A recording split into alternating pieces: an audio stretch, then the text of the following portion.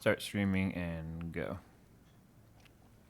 I think it's live. I don't even care. I don't care. Whatever. What's up, guys? JayzTwoCents here. And this other guy, dude. Oh, yeah, nobody knows who I am anymore. Wearing my limited edition Jay's a Dickhole shirt, the one that has a little bit too much spacing between the A and the Y, and it like freaks everyone out. But people find something to complain about always. But you know what we have this week? We have the intro. No way. God, it's going. Oh my God. Welcome to Tech Check number 153 F uppercase fKwjki 20% sign 1K. That's actually that, right? What the title is, if you're wondering what is it? What the title is. I thought it was matched with the keyboard. That's the winning formula. Is it? It is. Shut up. Why are you laughing over there? No one asked you. So I'm going to be drinking piss water this whole show because we have a lot of Bud Light left over from when Austin was here. And yeah, it's so basically I had Nick cracked one too. Did you hear that over there?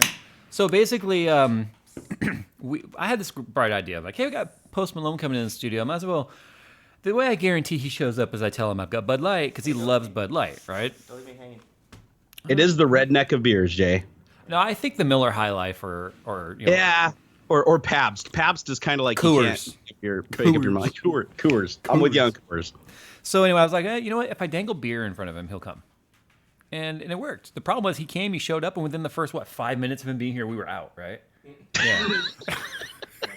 So Nick or Brian and Austin's like personal assistant had to run to the grocery store, and they came back with like a 32 pack. So, oh my God. Yeah. Out of control. So Jay, are you gonna enlighten us to how your night went last week? Someone in chat said, "Make me mod." Fuck off. All right. So anyway, okay. Yeah, I think we stopped counting at like 12 or 14 shots. That's all I know. You're out of control. I don't even know. How did we get home? Actually, how did you get there? Did you guys just drive, or did he have his cool car, or did you guys take an Uber, or like? Well, he brought his Rolls Royce here. Oh, he did. Yeah, he has a Wraith, and so he drove it here. But then when he invited us to come over, I had to go home and change. I wanted to go change because I was dressed down a bit, and so he had to go. He wanted to go back and take a shower and take a nap, and then so we went home, changed, cleaned up, and then drove back out to Hollywood. Did you check out his Wraith? What was there? Well, yeah, they parked it in front of the club. Of course they did. Yeah, well, the valet did. And then someone was leaning on it. And nobody was saying anything about it. And I was already drunk. I was like, no, I'm going to say anything about it. Fuck this. I'll say something. Come on. And then Brian grabbed me by the pants. He wouldn't let me go fight the guy that was leaning on the car. Yeah, it was an interesting night. Guys, we almost didn't get Jay back for Tech Talk. The best part was when the night started, I told Post Malone, I was like, hey, just make sure I don't get arrested. He's like, no promises. That's all he said. So. Hey, at least he's an honest guy, right? Anyway, Tech Talk. I don't really have much in the way of topics other than the only thing about tech about this show is we use it to bring it to you guys. You guys are watching it on your devices. That's it. Yeah, it's broadcasted via a computer using some open source software, so that's got to give us some street cred. I'm not seeing a bunch of people bitching about the audios being out of whack. I mean, it sounds like audio's working. Although I just got a bunch of notifications on my phone. I should probably turn that off. Oh, was that yours? I'm about to turn around and yell at Nick. You should have said anything. I was about to rip him. That's how good my microphone is. It sounds local. I thought it was behind me. It's probably just because I'm drinking the biscuit. It's that spatial sound from those godlike headphones you're wearing. Are those the Audio Technicas? Yeah, the M50Xs. I think it's funny that you're still using like the old school Audio Technicas. Why not? They're awesome. I mean, they are. I like Audio Technica stuff, but it's just for a tech guy of your stature, I would expect some like Sennheiser, SD800s. But I'm not an audiophile. That's true. You're not. You wouldn't even know where to plug the damn thing, and you'd be like, "Why does this big connector not go into the little hole?" What? I know. Why do my headphones need to be XLR? Come on. Actually, you know what? XLR. I don't have. Hey, I'm not an audiophile either. I've got some nice headphones, but I don't have a single one that uses XLR. Sorry, the beer is already engaged. It's gonna be an interesting show. I wish I had a beer because then I could put it on this coaster. Lesbians eat what? What? Wow, demonetized in one fell swoop. Yeah, I do my best. Well, Jay, thanks for still keeping Tech Talk going. So I at least have one video or twice a month. Speaking of that, guys, this is actually our last show, and For a second, I was taking you seriously. I honestly was. Damn it, I forgot to mute my phone. With how random shit has been lately, I was expecting you to be like, yeah, this is the last show. It's not gonna be Tech Talk anymore. Hey, things haven't been random from my perspective. Nothing's different from your perspective. No, I didn't say different. I said random. Things haven't been random. So let's see here. So Lars says I'm a pedo. I'm not drunk. I'm not a pedo. I'm not a pedo. I'm a parent. There's a difference. A lot more letters involved. I was the guy walking around the grocery store yesterday with candy hearts and big giant stuffed unicorns. 2 of them. and you probably didn't have any kids with you, right? No, Which it is was like just a big me. It was just me. And the looks I was getting, you could tell the people who were being judgy, like trying to figure out, like, what is this guy doing? And then you could tell the parents, right? They're like, oh, that's so cute. I should be like, yeah, it's for my side flings. No. What you need to do is roll up your sleeves on your t-shirt, and then like go out and get in your white van with it all, and then do a burnout. It says free candy. Be like, free candy, free candy. Oh my God. Well, I surprised Xander yesterday and put a TV, a big, my old 1080p TVs that you made fun of when you came up and said you could see the pixels from a mile away. Mm-hmm. I put one of those in his bedroom and put his Wii U in there because I never play with the Wii U or the Switch because those are his systems. I stuck them in there. He loves it. Oh my God. Again. What? Okay, so I'm allergic to Bud Light, I think. And what I mean by that is I think I get drunk super fast off of it. There's something about, because remember, I'm the gastric bypass, right?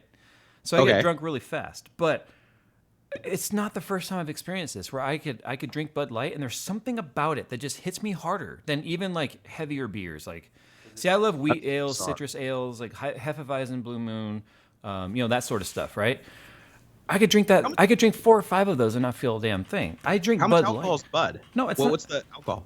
It's, I don't know. Piss. Like the piss to water ratio is like 9 to 1. I don't know. Huh. Yeah, because for me to get drunk off beer, I mean, just to even get a slight buzz, I got to chug like 4 of them in 20 minutes. Yeah, I don't know. It's just a Bud Light thing. And my wife, if she's watching, I'm sure she remembers plenty of outings where, why is there no percent number on this? Because it's probably not really beer. I don't know. Jay's like, I don't know why I get so drunk off the Bud Light, but he's only been drinking it through a beer bong. It's near beer. I'm drunk on near beer. Actually, one of the times the drunkest that I ever got, like, that hit me really, really hard, even worse than Jaeger bombs, was the first time I ever did a beer bong, and it was the last time I ever did a beer bong. I took, Arrogant Bastard. Are you familiar with that beer? So Arrogant Bastard is like a really bitter beer. I mean, it is like ungodly. You can't even drink it. Most people can't even drink it. So you just beer bong it, right? Mm-hmm. But it comes in like a 24-ounce bottle. And it's like, I want to say it's like 7 or 8%. Yeah. Well, they flipped one of those suckers over in the beer bong and just dumped it down into me in one. Goosh. And I remember it didn't even feel like it was 10 seconds after I did that beer bong that I instantly just felt numb. Like I got shot with a tranquilizer dart. Yeah, this show's gonna be a train wreck, guys. I apologize now. The people are saying it's 4.2%. Yeah, it's like nothing. That's nothing. Yeah. But it's something about the Bud Light specifically. Like I've been to plenty of bars and clubs and stuff where I'm just like, someone will just like order me a Bud Light or whatever, and I drink it, and the Bud Light always makes me feel weird. Like earlier, I was walking around telling Nick like I feel weird, I feel funny. You look at the ingredients list. It's like try a whiskey. It's like 5% alcohol. See, I love whiskey. I love whiskey, but I couldn't beer bong whiskey. Hell no. Is it a Boilermaker? What's the one where you drop the whiskey into the beer, or is it whiskey? Huh? I had a drink once where it's like you had beer and you dropped whiskey. It was either whiskey or rum or something, but you dropped it into the beer and then chugged it. Nick's the alcoholics expert, right? What is it? Sipping drink. What drink is that? Oh, he doesn't know what we're talking about. A sipping drink. He's asking what a Boilermaker is. Boilermaker. Yeah, I don't know what that is. Yeah. How does he not? So he's the alcohol expert. He doesn't know what a Boilermaker is, like the most common like drink that like you hear in every. Because he's kind of like Paul. He only drinks the like froofy beers, the ones that like you can only get at this one corner market in this hipster town. So he's a beer snob. Yeah. Bomb. Yeah. Huh? I think he's talking about a bomb. A bomb? Whiskey bomb. Whiskey bomb? Whiskey bomb. Nope, that's it. Oh, see, okay, redeemed. Yeah. So he nailed it. He got it. I don't like them. I tried them. I also tried. Have you ever had an Irish car bomb? They're asking about it. They're saying something about it in chat. I'm realizing we have a lot of alcoholics in the chat. We do. Well, that means to be expected. Do you know how like investigated and probably demonetized you're making my channel with all these Irish car bomb chats? It's okay, Jay. I'm going to tell you how to fix it. When it says that your channel's been demonetized, you just go into the dashboard, you click the button that says appeal, and 2 minutes later, it just turns back to monetized. Nobody ever checks it. I've never seen that button. I've never been demonetized before. I've had six of my videos demonetized. 3 of them were new ones. Right when I upload them, they immediately became demonetized before they were even done processing. And I just went in and said appeal, and 2 minutes later they went back to public. And I'm like, there's no way anybody could have watched it in that period of time. Someone's saying it's called a submarine whiskey shot dropped into a cup of beer. No, that sounds too fucking complicated. Who can order that when they're drunk? Submarine whiskey shot. Yeah, I'm drunk. Submarine shot. A submarine shot. 17 words in a cup. Jagerbomb. I'm seeing Jagerbomb in chat. Yeah, Team Jagerbomb. Jagerbomb is officially my favorite drink that I can't really have anymore. It's too sweet for me. Yeah, but you just plow that sumbitch down. Or what's the one where you do? It's a Monster and vodka. I don't know what that one's called. It's like it's just a variation of the Jagerbomb. Yeah, I mean it is, but that one's actually pretty good too. But I don't know. There's just something about Jaeger and Red Bull that just like Coors hits you, the Jaeger hits me hard. Do you like the Jaeger in the Vegas? I do like the Jaeger in the Vegas. Oh, we're from Wisconsin and we went to Vegas with the Jaeger bomb.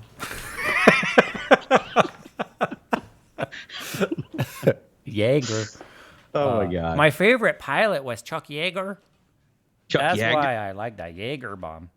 When Jaeger flew over in the war, he was a Jaeger bomb. What's Jagger? All right. Speaking of tech news, if there's any, there's still a Tesla Roadster floating around up there somewhere, isn't there? There is. It unfortunately, its GPS was a little off, so it's not going to be visiting Mars. Instead, it's going right into the asteroid belt. God, are they going to get a feed from that far away? Dude, no, the feed's already gone. Oh, okay. The thing's already dead and out of range. But it's funny because they wanted to put it in this like elliptical orbit where it basically go around Earth and then go over and then start orbiting Mars. And instead now it basically did one loop around Earth and now it's just flying out into the asteroid field. So it sucks because we're not going to see it, right? I mean, there's no way we're going to be able to see an object that small. But did you hear NASA actually did have to catalog it as a potentially dangerous near Earth orbit object? Wow. They said that on its current orbit, there is a slight chance that it'll get through the asteroid belt, flip around, and it could come back and hit Earth. They said it's astronomically small, but it was enough that they had to actually catalog it. There's an astronomically small chance I could flap my arms and fly. Should we catalog that? That's true. But let's say it happens. Hypothetically speaking, let's say it happens. Does Elon how does the insurance exchange happen there when the car just like rear ends the planet Earth at about 180,000 miles an hour? Is that how fast it would be going? I have no idea, but it's got to be cooking, man. I mean, it's going to slingshot around a fucking planet. It's got to gain some kind of inertia from that, I'm guessing. Huh. I don't know. I'm a Earth scientist, not a space scientist. They're different. They put astro in front of it when you're out there somewhere. Yeah, but you're still out there when you're here. That was deep, dude. I'm curious. How is exactly the car floating around up there when the Earth is flat? Whoa, I didn't even think about that, Jay. A lot of flat Earth theorists say that's why the missiles go up and then kind of turn sideways, because it'll hit the roof.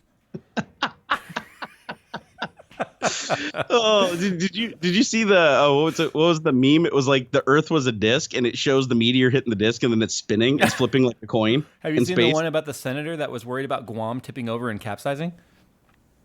That's a joke, right? No, it's not a joke, because this was from a few years back, I guess. But apparently, there was a military hearing taking place at Congress or whatever. They were trying to get approval to, like, I guess, I don't remember the exact circumstances. They were trying to increase the population of Guam. There's only like 5,000 soldiers, right, that are on Guam. Okay. Naval, Marines, and Air Force, and all that.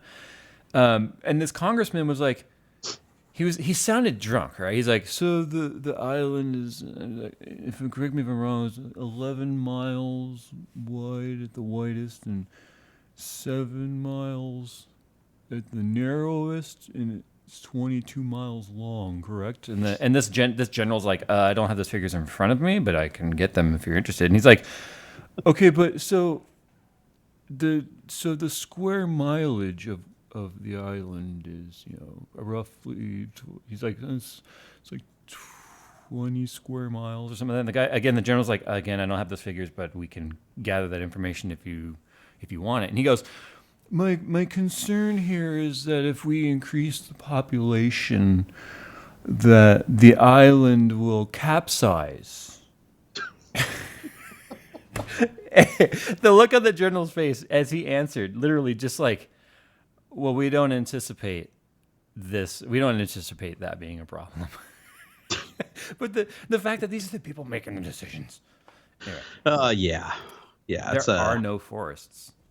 At least it's an interesting time. I mean, nobody can argue that it's not an interesting time to live. Yeah. I mean, there's always something going on. Like, did you just hear Ajit Pai, our Lord Emperor of the FCC, that they got net neutrality thrown in the garbage, is now being investigated for collusion with one of the giant media empires that benefits him if net neutrality. Basically, it was like insider trading kind of level shit. His schedule was leaked because it was his schedule was subpoenaed because he's a public servant. Right. So his schedule was subpoenaed, and it was showed all the meetings of people he was meeting with prior to the vote, and even the day of the vote, he was meeting with Verizon and AT&T and all of them. So I mean, there's collusion is definitely going to be. Use your syllables. Collusion. Yes, I don't think that's going to come to any surprise to anybody that he was collaborating with making money with the big companies. You know. Yeah, the guy that could never give a good reason as to why net neutrality should go away. Like every single fact he would always give immediately was shot down by that evidence, and he would just keep giving it. That was like his can't say, response. Well, because I can't line my pockets with an open net.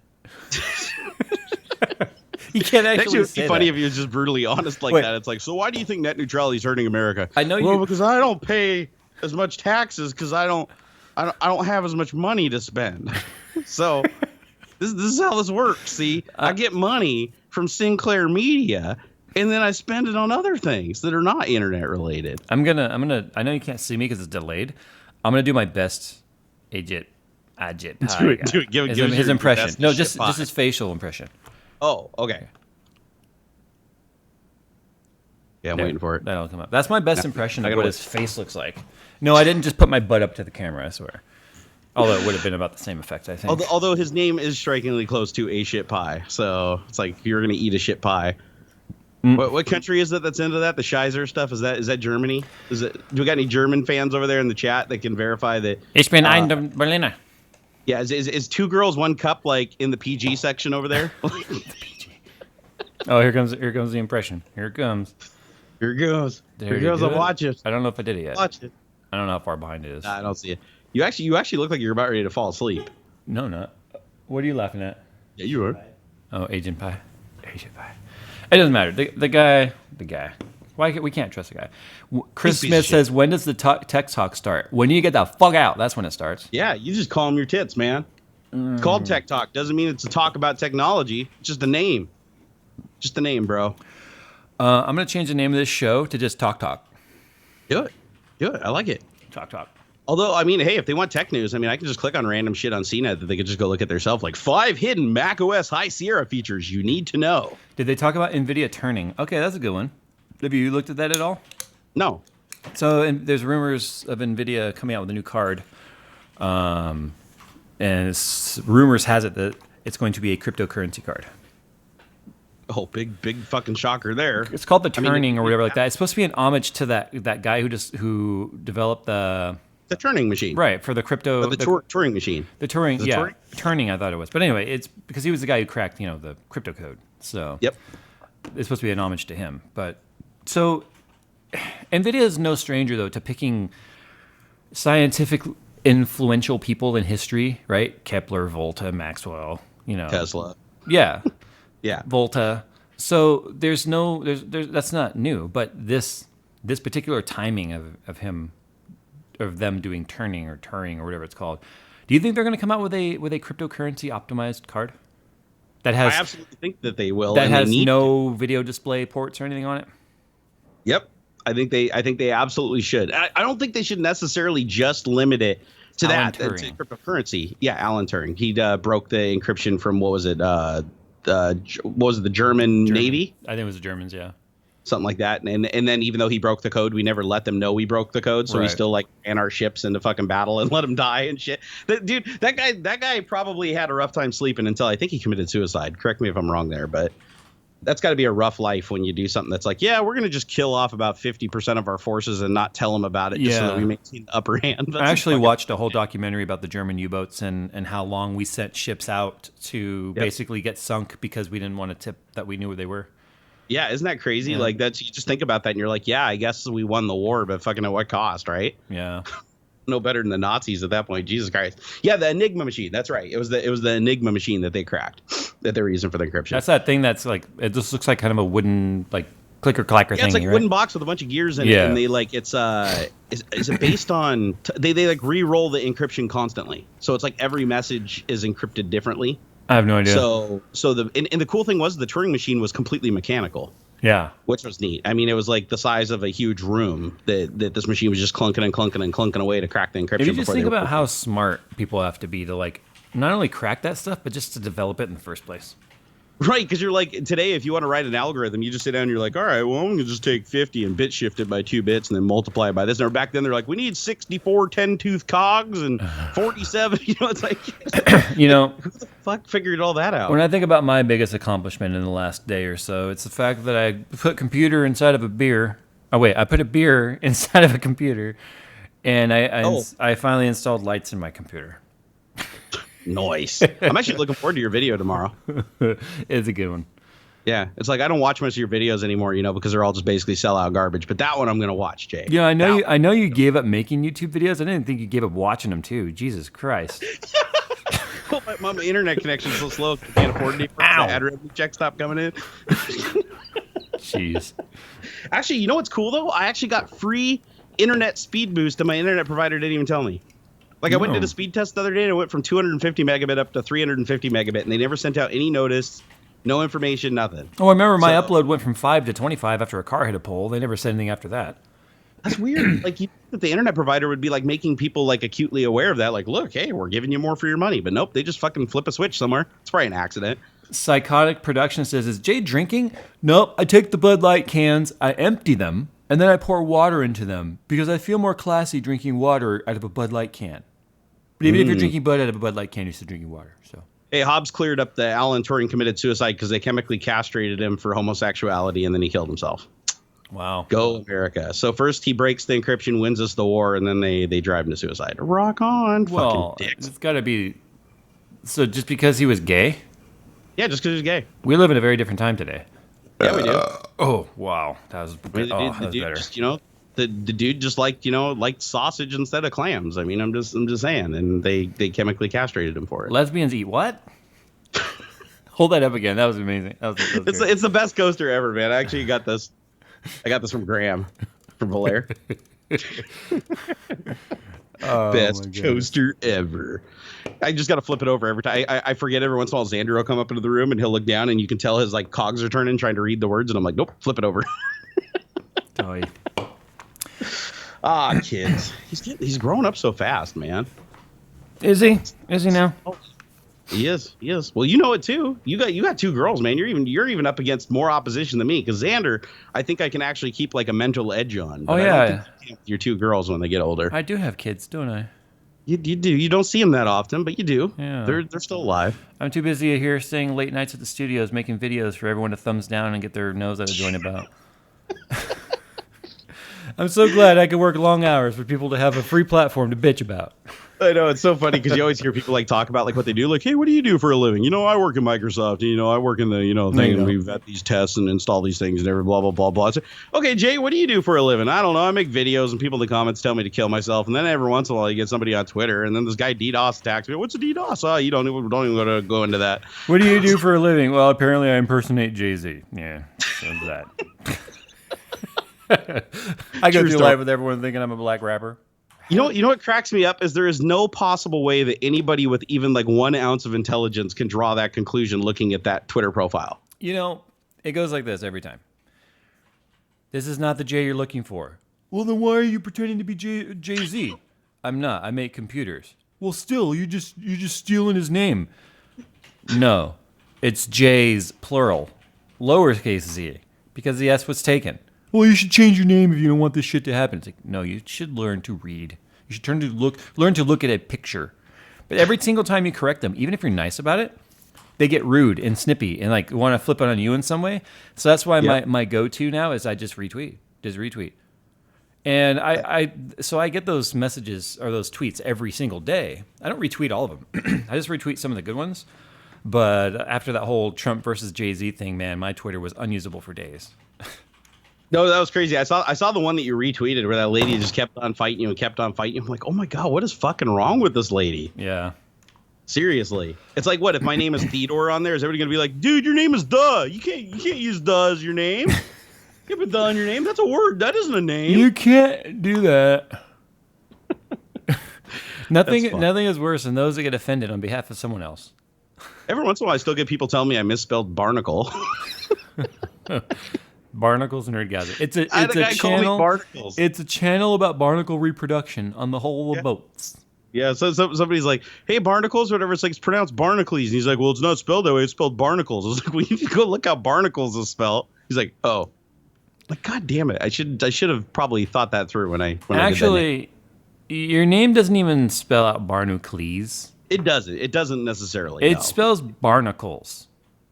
No, it's like barnacules. Barnacules. Barnacules would probably be close enough phonetically. Yeah. Okay. Well, there's that. It's like night. There's a K in front of me. Whatever. I say how I want. It's my name. There's some pretty terrible names out there that people have come up with, right? I mean, JayzTwoCents, or okay, yeah, it's sort of a sentence of the barnacles. What the hell is a barnacles? Bitwit. But then there's like Logan Paul. Ugh. Who the heck comes up with that kind of name? I know. His parents must have been real shitty people. Paul. Keemstar wanted me to build him a computer. On that one. Keemstar wanted me to build him a robot-themed computer. A robot-themed. You should have done it, man.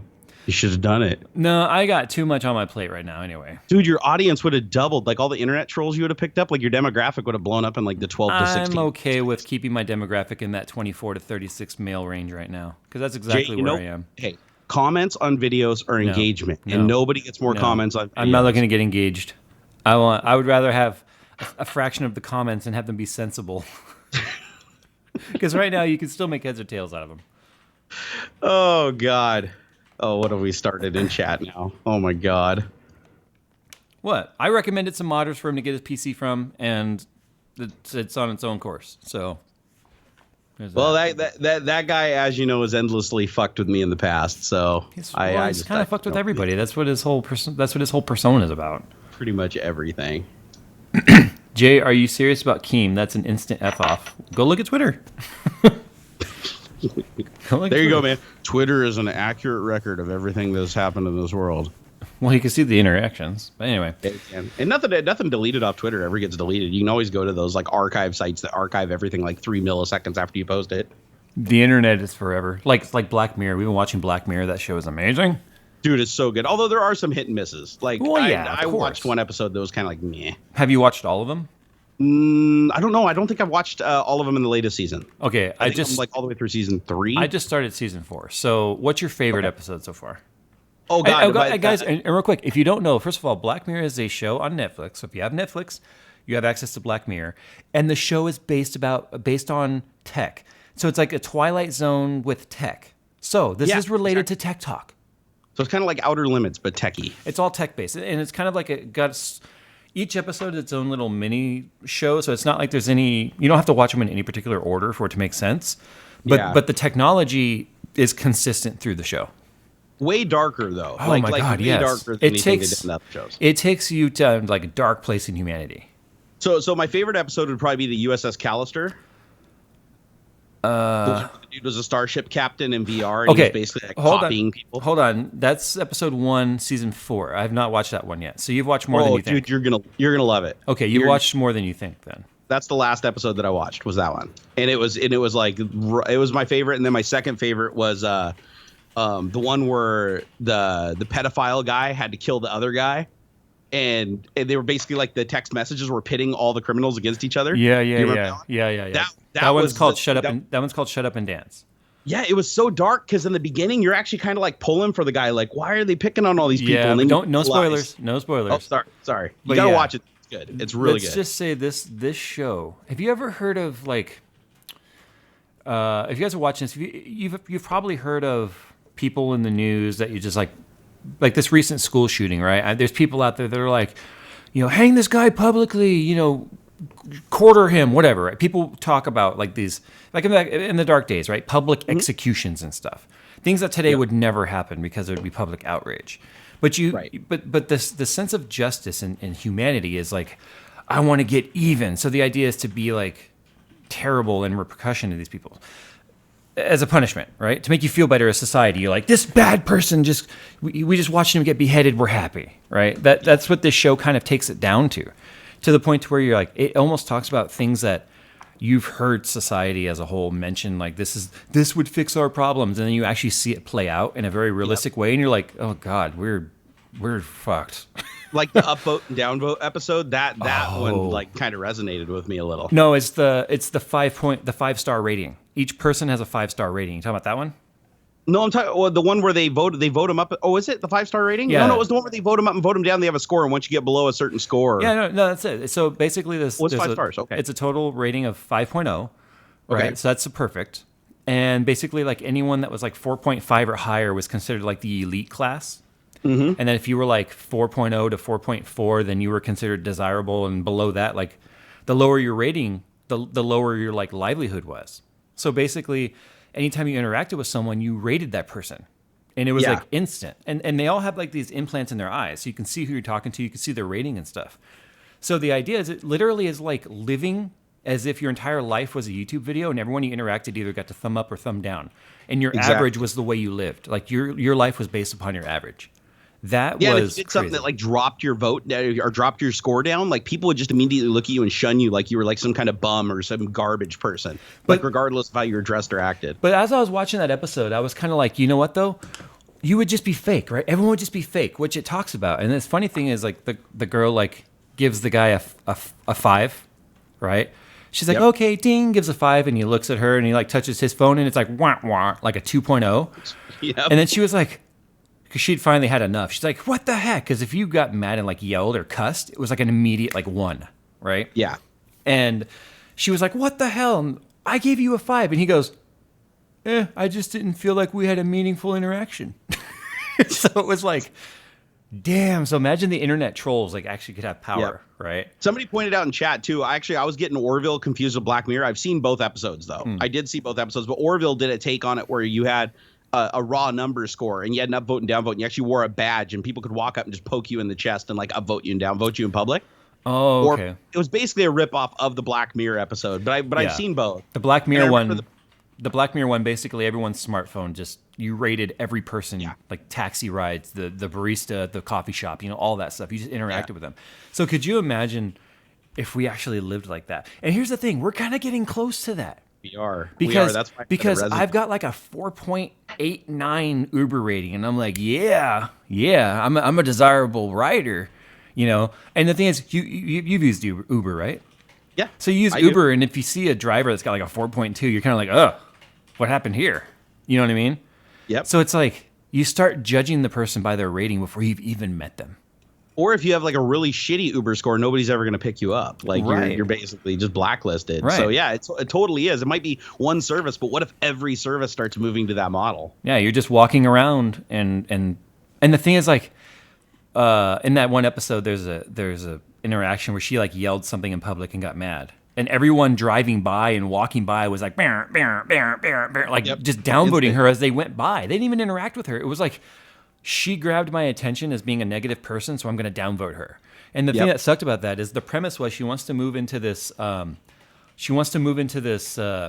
this nice apartment. And they're like, yes, well, you could move in as soon as next week. Oh, this is a problem. And she's like, what? And it's like, well, you have to be a 4.5 to live in this apartment, and you're only a 4.2. She's like, oh, that's not a problem. Not a problem at all. So there's even like life coaches, and their entire job was to help you get a better rating. Like they were giving you strategies of like where to go and who to talk to and what to do to get desire. Because the only way you can pull your score up, honestly, is there's more weight given by the person who votes you versus the vote you're getting. So if you get a 5 from a 5, right? If you get a 5 rating from like a 4.9, that pulls you up faster than if someone that was like a 2.0 gave you a 5. So there's weight. And Orville did something similar to that too, where they had like a coach that was like, hey dude, you got to go on TV and like apologize, and you got to mean it, and you got, to make your score go back up and shit, like coaching them. And it just reminded me of like the Logan Paul stuff. Like dude, you got to go apologize publicly, man. You got to say you did it wrong. Gotta take your licks. I get this random email. I hope he's watching right now. Can you tell me how to fix Microsoft C++ runtime library error? Thanks. Wait, you don't know how to do that, Jay? I'm surprised. What I love is just the fact that they'll email me that once. Like, can you help me how to fix this? But okay, thanks, bye. I had a guy email me about a month ago, and it was a really nice mail. So I'm not gonna like name the guy or be mad or anything. But he's like, can I mail my computer? I'm having a problem with my mom's computer. Can I mail it to you? And I was like, I didn't even reply. I was just like looking at this. I'm like, can I mail it to you? Question mark. Like, I'm like, no. No. It doesn't work. I can't do that. Like, If the guy's watching, Jerry has a public PO box. Just send it there. Oh, you son of a bitch! Don't even, dude. Fucking laptop. Actually, start on the PO box. They're going in the garbage. Actually, for all of you guys watching, Jerry has a public PO box. Just send him something. He loves your mail. He loves opening fan mail. But if you send me the shit or whatever, or the glitter bombs, I'm already well aware what they look like and throw them away. I've already received them several times. Really? Dude, I got lion shit. Yeah, I got a half a gallon of lion shit. Half a gallon? Is that like one bowel movement? It's like, well, no, you can get it in, what is it, like pint, quart, something, half gallon and full gallon. But a full gallon of like shit from a lion is like $150 or something stupid. So they just sent half gallon. Couldn't they have just sent you $75 donation instead? They could have, because but instead they just sent me a big bucket of shit and it went right in the. As soon as I knew what it was, and I knew what it was immediately when I popped the top. The smell was fucking nasty, and so I just dropped it in the bin at the post office. The post office probably smelled like fucking a zoo all day. Imagine the guy who has to go collect it. Aww, the guy who has to go collect. No, not the bin. The guy who has to collect the lion poop from the savannah. At the zoo, there's a guy there with like a little thing. Oh yeah, I haven't gotten a bag of dicks yet. Hobsletop asked if I got a bag of dicks because there's a service where you can mail a bag of dicks to people. They're not real, right? No, they're like candy dicks. Oh, okay. They're dicks you want to put in your mouth. You can send shit. I can't hear you with headphones. What? You can send shit. Isn't there a website for that? We're not talking about. We're past that. Oh. We said bag of dicks. Oh, Bag of dicks now. I said that too. Come on, keep up, Nick. Come in. Can't get good help these days. Thank you, sweetheart. I got a coffee delivery here. I just got my beer. Thank you, baby girl. I appreciate it. Well, you got your hand out for money? You got to get it on camera here. You put it in there. Wait, you want? Where is it? Where's your tip? Where's my tip? Oh, I'll give you the tip later. Oh, God. And with that, guys, we're going to go and shut her down. Yeah. Jay, the man, the legend. Holy shit, that's hot. Did that just come out of the machine? Sue her like she's McDonald's. I'm going to sue you like McDonald's. I still didn't get my tip. Wouldn't that be funny? I sue my wife and she just gives me my money back. Jay, I want to see you down that Bud Light. LOL. First time I've been able to watch live. I have been watching for years. Shit, that fucking fried my tongue. Thank you, sir. But unfortunately, I can't pound beer. Part of the whole gastric bypass thing I had 9 years ago. What happens if you pound beer? Does it just like slowly start coming up your esophagus and foaming out of your mouth? I can't. Yeah, I physically can't. It's too foamy. It's the carbonation and stuff, so I can't. Well, I'm the heaviest I've ever been right now, and I keep thinking about getting a gastric bypass, and I'm like, nah. Because I keep thinking about all the people that get them that, like, I can't think of a single person that got one that didn't have some weird after effects. I don't look at not being able to chug a beer as being a weird after effect. I look at being able to ride my bike and lift my weights and climb stairs and not have a problem as being a good side effect, sir. No, but I thought you had other problems like digesting certain things. It was like dairy or something. Not dairy. I thought you had other things than just beer. Is beer the only thing that you have a problem with? Well, anything carbonated. Oh, okay, so it's just carbonation. Okay, so you came out better than my other buddy who said that like dairy made him sick. Yeah, coffee made him sick. You've seen me drink my coffee and stuff. Yeah, no, I know you drink a lot of coffee. You probably drink more coffee than anybody I know. I have at least one latte a day. Sometimes you're seriously like single-handedly funding the caramel macchiato market somewhere. Yeah, that's true. Yeah, I do have at least one latte a day. It is a good drink though. The upside down caramel macchiato, you definitely sold me on that. Like the last. Two okay, times. So you know what? It's turned into coffee tops talk suddenly. Am I slurring? There's technology, man. They burn the beans with a fucking big metal bin that somebody You can invented. control the espresso machine with an app. Mm-hmm. Am I slurring? A little bit. I'm sorry. So, right. I was talking about something. What was I talking about? Oh, coffee. Yeah. Tech. I forgot. Huh. Oh, so the reason why I drink the macchiatos is the lattes, they have the least amount of calories of the other ones. Like the white chocolate mochas and all that stuff, they have like 500, 600 calories. The lattes have like 300. It's still a lot. You said it was like, that's for a venti, right? That's for the big one. Yeah, it's like 320. It's a lot, but still. That's not bad. It's a lot, but it's not compared to like some of the drinks at Starbucks that are over 1,000 calories. ridiculous, yeah. I mean, in 2 drinks, you could literally consume your entire daily intake of fuel. Like that's nuts. Andrew Murphy in chat says, yes, you're slurring a bit. Just a little bit. Just a little bit. We like a slurry J. You know why people can't be mad at me and stuff right now anyway? I'm giving away a lot of shit. I'm giving away monitors. I'm giving away a $4,000 computer. We're doing the Post Malone Did you buy the parts for them, or were they given to you, though? They all were provided for giveaway. But do you think that really matters to the guy at the end? That doesn't count, though. That doesn't count because you're giving away other people's shit. Doesn't matter. If you want to be charitable, man, you got to go out and spend at least $50,000 of your own money. I've already spent more than that in my own giveaways. On pencil toppers. Like, okay? what would go on the back of a pencil? Yes, the ones that go on the back of a pencil. And styluses, because nobody uses pencils anymore. A stylus topper? It's a stylus topper. How about JayzTwoCents pasties? Ooh. They just look like 2 pennies. Let this go on record right now. If a set of JayzTwoCents pasties show up in my P.O. box, I will wear them during one of my morning coffee episodes. And I will block Jerry from that day forward. You have to block my 75 troll accounts too, bitch. It's easier for me to block them than it is for you to make them. Well, actually, not true. I actually have a script that can randomly generate a Gmail address and a YouTube account in under 10 seconds. Because I did research to figure out how. So now we know how you get any likes on your videos. Yeah, go look at my subs. They're all like AFJ327 random image 2 from Google search. Funny, Jerry has exactly 75 likes on every video. No, I wanted to figure out why in the fuck these bot channels, because I blocked the same channel five times. I reported the same exact channel with the same exact name, the unofficial Barnacules Nerdgasm channel. I report it. I thought they weren't deleting it, but then I went back and looked through my email. They were deleting it. Are you sure it was? Well, because you're seeing the same display name on a different account every time.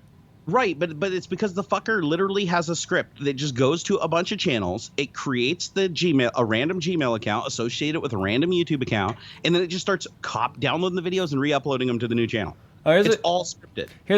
Let's talk about giveaways for a sec. I just did one. I haven't done a giveaway in forever, but I just did my first giveaway for like a year. Porkins in chat says, do these giveaways actually give you more views over time? I doubt they boost your viewers more, or by even 2%. Nah. It doesn't matter to me, because of the fact that if I'm in a position to be able to give something like that away to somebody out there, somebody who one day was like, I like this guy, he's got a cool channel, subs, whatever, giveaway rolls along, this guy suddenly's got a $4,000 computer that I gave away, whether it be a sponsored computer or not, makes no difference. Do you think the guy at the end's going to be like, well, Jay didn't actually pay for that of his own money, it's a little less important of a computer? I don't care, he's got a $4,000 computer, he doesn't give a shit. It's just about doing that. I mean, it does help boost stats a little bit, but giveaways to boost your stats only works when you're a small channel, because you'll see the huge gains, like those big spikes. The big spikes, when you get to a certain point, don't show up in the grand scheme anymore. It just becomes fun to do the giveaways and see people get excited about it. It depends, though. From a purely marketing perspective, just from my giveaway of the Razer phone, is as long as you do a giveaway in the context of something that relates directly to what you do attract an audience of potential people that want that product. Not everybody, but potentially want that product because that's kind of a given. Stuff, they might stick around. That's a given, though. I mean, that's why you're not seeing me give away, what's a... I can't even think of anything because I'm so streamlined in what we do. If I was suddenly giving away a bike, because that's not going to help you at all. As a matter of fact, that would hurt you in the long run. I don't care about that sort of stuff. I just like being able to actually give away things. I actually added it up. Bike, huh? Give away a bike. I want to see you give away a bike. I'll give away your bike. You're not using it. I know I'm not. Your little battery bike. Actually, I went out and rode it the other day. Well, you rode yours more recently than I did, then. I am gonna sell my Santa Cruz Blur though, because I'm so out of shape right now, Jay. Like fuck, man, it's like hard to even admit it to myself how out of shape I am right now. You know who's getting in crazy good shape right now is my wife. Who's that? She's doing like 2 workouts a day right now. Yeah, she told me. I saw on Facebook. She said she joined 2 gyms, and I was like, I had to do a double take. I was like, who? What? Yeah. So you go to one gym and then you go to another gym? Yeah. The first gym's like a CrossFit, like a high intensity thing, and then she goes and works out with me, does lifting in the evenings. Dude, that's awesome, man. Yeah, she's on it, man. I told her I'm on that eat anything I want, don't give a shit diet. You look all. Yeah, well, you just get there and look skinny, and I'll stare at you. You know. There you go. There you go. I'll look at you from a distance and make you feel uncomfortable. Some tells me she's not going to get uncomfortable when she's with you. No. The reason I haven't been doing much online lately is because my back has been fucking killing me to a level where medication's almost ineffective now. Yeah. So well, you take pain meds and stuff long enough, they stop working. They stop working. They straight up stop working. So, but the problem is I can tell now the deterioration of my back has actually advanced quite a bit. So I need to go see the spinal doctor. But my insurance right now is all fucked up and stuck in limbo because of the S Corp stuff. You know, it's like the whole business thing. I got a CPA that I'm meeting with on Saturday. Once I get that all figured out, then because in Washington State, I don't know if you know this, but they fucked with our insurance thing up here where we weren't allowed to keep our same insurance plan. They only have 3 plans that you're allowed to have as a sole proprietorship. And all 3 of them aren't accepted by any of my personal doctors, any of the hospitals I went to, any of the specialists I went to. That's no different than California. It's stupid, though. It's completely stupid. So now the solution is once I get the CPA and I do the S Corp payroll bullshit, which you're all too familiar with, once I do that, then I'm eligible to get any insurance I want. Yeah. Which is just dumb. I don't fucking understand that. Like, I'm paying the same as everybody else. Just let me have the insurance plan I want. I don't understand why they restrict it so heavily for sole providers. You know, it's stressful is right now we're expanding, hiring more people, and trying to find the right people. You know what I mean? That's stressful. That's gonna be really. Hexed in chat says she didn't join 2 gyms. She met 2 gyms with a smiley face. I love how everybody in chat, this happens every single time I talk about my back pain. Smoke pot, CBD, take CBD, smoke pot, like literally. So when we went out with Post Malone, I got a contact high. There you go. Well, but here, let me explain something real quick here, Jay, to all these people, because this happens. Post Malone doesn't do pot anymore. Like, he didn't smoke at all when he was with us. It's just there were other people on the patio smoking. Oh, gotcha. Wait, he doesn't? No. I think he, like, every now and then does. Like, he was mentioning, like, every now and then he does for, like, headaches and things. But no, he's, like, off everything. Wow. Yeah. Well, fucking super kudos to him, man. Mm-hmm. Me, on the other hand, people that talk about weed, I got to explain something to you guys, okay? I actually have to take opiate strength medication for my back, and that's not even working. Trust me, if opiates aren't working, THC and CBD ain't going to do shit. And I'm saying that from experience because I did try it for 2 weeks because my doctor suggested that I try it as an alternative. And I tried it, and unfortunately, it was almost next to nothing for pain loss. I mean, it was slight, but it was almost next to nothing. Now the problem is the medicine that I'm on, which is opiate based, is also becoming largely ineffective. Especially when I'm mobile. If I'm stationary, it still works pretty good. But because I refuse to take a dose any larger than I'm currently on. But don't you have a spur? I do. I have a spur that's basically. That's never going to get better until you get that shit ground down. And I know because of where it's at, it's not easy. But that's never going to get better. Well, here's what they told me. They're going to update the recommendation when I go see the spinal doctor again. But last time I saw the spinal doctor was 4 years ago, and he said he highly recommends that they do not cut the spur off because it's too close to the sciatic nerve where it's resting on it, and I risk nicking the nerve. And they said that could cause massive paralysis, more pain than I'm in right now. So no, Jason's right. I do have to lose weight, guys. Hey, no mistake. I'm not promoting this. I'm 320 pounds right now. That's the heaviest I've ever been in my life. Can I interject in that? Please do. Everyone's go-to answer when someone's overweight and complains about back problems is lose weight. That'll fix your back. When I was 494 pounds, I had no back problems. My back problems started after I lost all my weight. Because what happened was when I got that big, I rearranged my body, my spine, the angle of my spine, the angle of my upper back, my neck, my hips. Everything was under stress and it compresses, right? And so over time, if I'd stayed that big for many more years, it probably would have become a bad problem with my back. I'm sure bending over at the waist and stuff wasn't that was muscular. That wasn't spinal. So it wasn't that big of a deal, though. I didn't have any back pain. When I lost all my weight, my shit rearranged again. Everything got completely out of whack. And that's when my back problem started.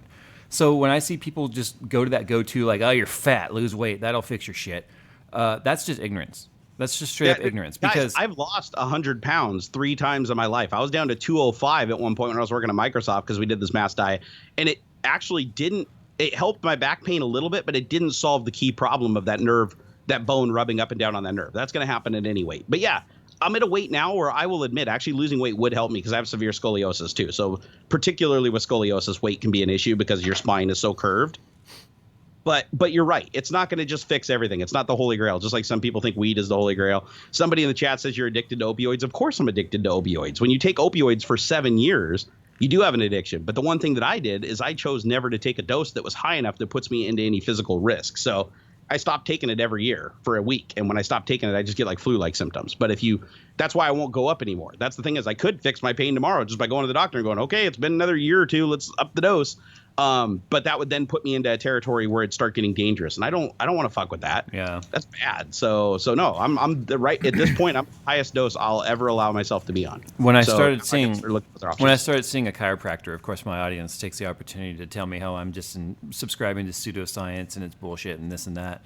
After 1 year of chiropractic treatment, and by the way, my chiropractor is a doctor. He has an MD. And that's kind of rare. It is rare. That's cool. It is rare. But he is an MD. But he just chooses to do holistic approaches to treating the problems rather than masking them through medications.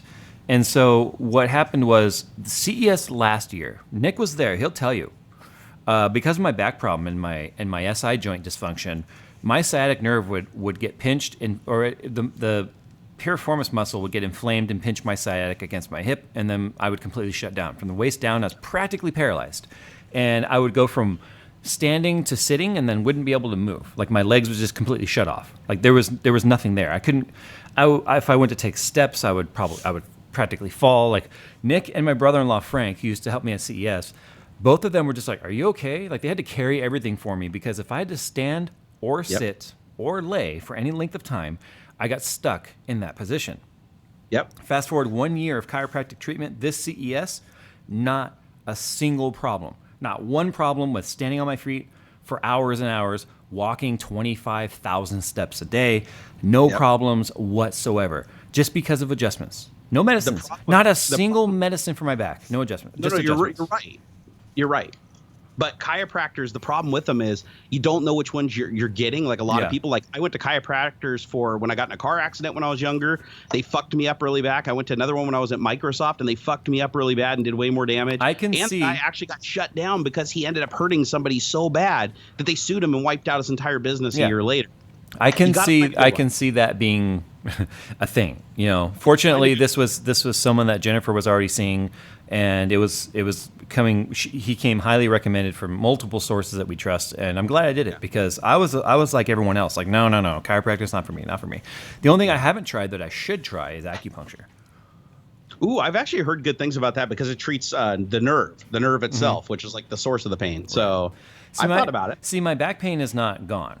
My back pain just went from being severe to about a constant 3. The thing is, instead of it being a 3, a 10, a 3, a 7, a 5, a 10, a 5, a 7, it's like a 3, a 4, a 3, a 4, maybe a 5 here and there, a 3, a 4, a 3. So it's so much more consistent. That's what I tell people. I haven't been out of pain for the last 4 years. The 4 years, I'm always in pain. It's just tolerable pain versus intolerable pain. Yeah. Like I can either walk with a limp going, ow, ow, ow, ow, or I can just walk and feel a click in my back and it just hurts a little bit. Yeah. So like a 2 or a 3 versus like a 6 or a 7. But like you said, I have the same problem where about 2 or 3 times a year, I'll be sitting in a chair and I'll lean at just a weird angle and I'll feel a twinge. It just feels like a severe pinch. Mm. And then the next day, Felicia's like helping me get to the toilet. Like I literally can't stand and put any weight on my leg at all. Yeah, yesterday I was deadlifting almost 200 pounds, which is something last year I couldn't even deadlift the bar, which is 42 pounds or 45 pounds. Yeah. Last night I was doing almost 200. So I mean that just shows you in in a short time frame, going from a problem I had lived with for years to suddenly just like, oh my God, I actually have my lower strength back.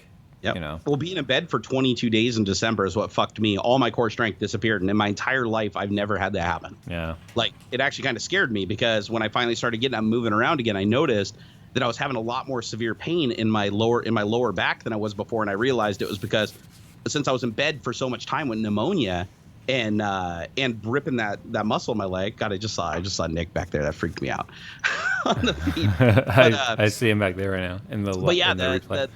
The pain is pretty dramatic. Nick. And then some people actually, I saw someone in chat mention nerve blockers. That's another thing that I've been looking into. But the truth is, I don't want to solve it with. We knew when we started the pain management that it wasn't an end game solution. Yeah, we knew that opioids can't be an end game solution because you will adapt to them no matter what the dose. So you eventually do hit a point where they're just no longer effective. I mean, they're slightly effective, but they're just no longer effective. Mm-hmm. And when you hit that point, you have to, it doesn't matter. You don't just switch from like, you know, oxycodone to morphine or Oxycontin or fentanyl, which is like the fucking king of, you know, stay away from that shit. Cause that will seriously fuck you up really, really bad.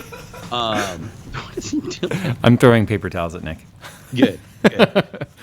But the thing is, another thing that really pisses me off is when everybody demonizes opioids and medication because of the epidemic. I mean, there is an epidemic. More people die from that drug than anything. But there are some people, actually, there's a lot of people that can only be treated by that drug. Even in the short term, that is the only thing that actually works. Yeah. So it kind of pisses me off when people just say that, Nick, it's going to be abused. You missed What's it. that? Nick missed the replay where I threw the roll paper towels at him. Oh. I'm listening, though. Yeah. Oh, wait. No, nerve blocking brings up other issues. Yeah. No, I've heard of the side effects. That's the unfortunate thing with medication is there's no such thing as a medication that is free of side effects. It's like sports medicine. How much sports medicine is actually just masking pain so they can keep playing when they're doing so much damage? Like let's just use the knee. The knee is a perfect example. They'll do cortisone shots in the knee when they're tearing cartilage and stuff, and massive meniscus tears and things. And so they mask the pain so they can keep playing, but then they're completely destroying their knee in the meantime. So they're actually destroying their future in order to play today. But, you know, because of contracts and multi-million-dollar deals and this and that, you know, that's what they do. They sacrifice their bodies for this money. Speaking of which, I don't know if we have any Tampa Bay Rays fans, but I got approached by a Tampa Bay Rays player about a PC. Ooh. Baseball who Arctic said, what about the float tanks? Actually, the float tanks do help my back a lot. I need to do that more. It's one of those things where it's like you just got to budget the time to, you know, drive over there, do the float, and get back. I have to budget about 3 hours. But no, the float tank actually helps a lot. If you guys have never done an Epsom salt float, it's I love you too, Benny. What? Oh, Bernie. Sorry. Bernie Films, I love you too. Have you ever done it, Jay? Have you ever done a deprivation tank float? I have not. I don't think I should be lost to my senses. Probably not. That's probably a bad idea. I'll agree that that's a pretty bad idea. Hey, I was going to ask Dylan Steed says this isn't tech, but I don't mind. I'm not going to get mad at anyone that doesn't realize this Tech Talk isn't about tech because we've been on hiatus for so long. It's so many people who just don't realize. Tech Talk is a show where we just talk. Yeah, we use tech. We use tech. Jay's so busy now. This is my Jay time. Oh God, here we go. Here we go. Back the fuck off, man. Get up off Jay. This is my Jay time. Can I put on some sad music? Hold on. I would let me do it. Put on some sad music. Let me know when it's playing. Let me know when it's playing. I want to hear this monologue. I'm ready. Right. I am ready. All right, I got it. Oh, I got something here. Go. So, guys, you have to understand that this is my time with Jay. Okay. Jay, I used to be able to sit on the toilet and message him at any time of any hour of the night and get a message back that made absolutely no fucking sense and made me smile. But now the guy is just so busy with his Post Malones and his Terry Cruzes that this is the only time I get, guys. And you just gotta understand that I don't want to talk about technology with Jay. I just want to be with Jay. I just want to be around Jay. I just want to talk to Jay. You got like 2 more minutes. I got what? 2 more minutes. 2 more minutes? I'm not gonna talk for 2 more minutes. Then you don't miss me at all. I do. I miss you. I know. I miss you. I love you. I want to do sexually inappropriate things to you from a distance. The piano actually got intense right when you said that. Oh, did it really? Yeah. Like when my voice got normal again? No, when you were like, I want to do sexual things to you from a distance, it was like, started playing the porn line. No, I love my Jay.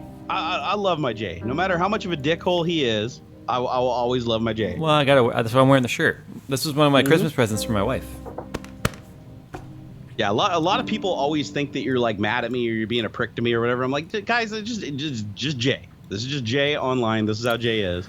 And plus, you're like 100 times busy. People don't realize how much of a workaholic you are too. Like Jay doesn't know how to stop working. He literally has to have people like pry him off of work with a crowbar. Last week alone, I don't even know what date it is. Thursday, obviously. Okay. There was 3 different days last week that I was here until 2 or 3 in the morning, and I was here till 2 in the morning Sunday night, even on the weekend. And then this week actually it's been fairly normal schedule. But like I said, I wasn't kidding either when I say I make these videos to give people a platform to go up there and bitch about. But I'm not gonna change anything. I'm happy with where we are. We've got a ton of support. The Social Blade. If you go look at the Social Blade numbers, they don't lie. You know what I mean? The trends are there, and we're making the right choices. And as much as You're people doing it right. want to tell me your channel is failing, it's like you obviously have never taken a look at the numbers. But I'm going to say If somebody says you're doing it wrong, you usually are doing it right. I'm staying true to the reason I started this channel was to be able to make entertaining videos about tech and help people learn something and become better buyers. That's always been my goal in this. That's why our motto, which is not like public anywhere, it's on all of our documentation and stuff when we do our sponsorship promos and our sponsorship pitches and stuff, is our entire goal here is to create prosumers out of consumers. Consumers consume, prosumers actually teach. And so that's our motto. We create prosumers. And that's never going to change. So yeah, and your content's always been absolutely solid and consistent. Like you definitely ticked the right boxes to become a professional technology YouTube channel.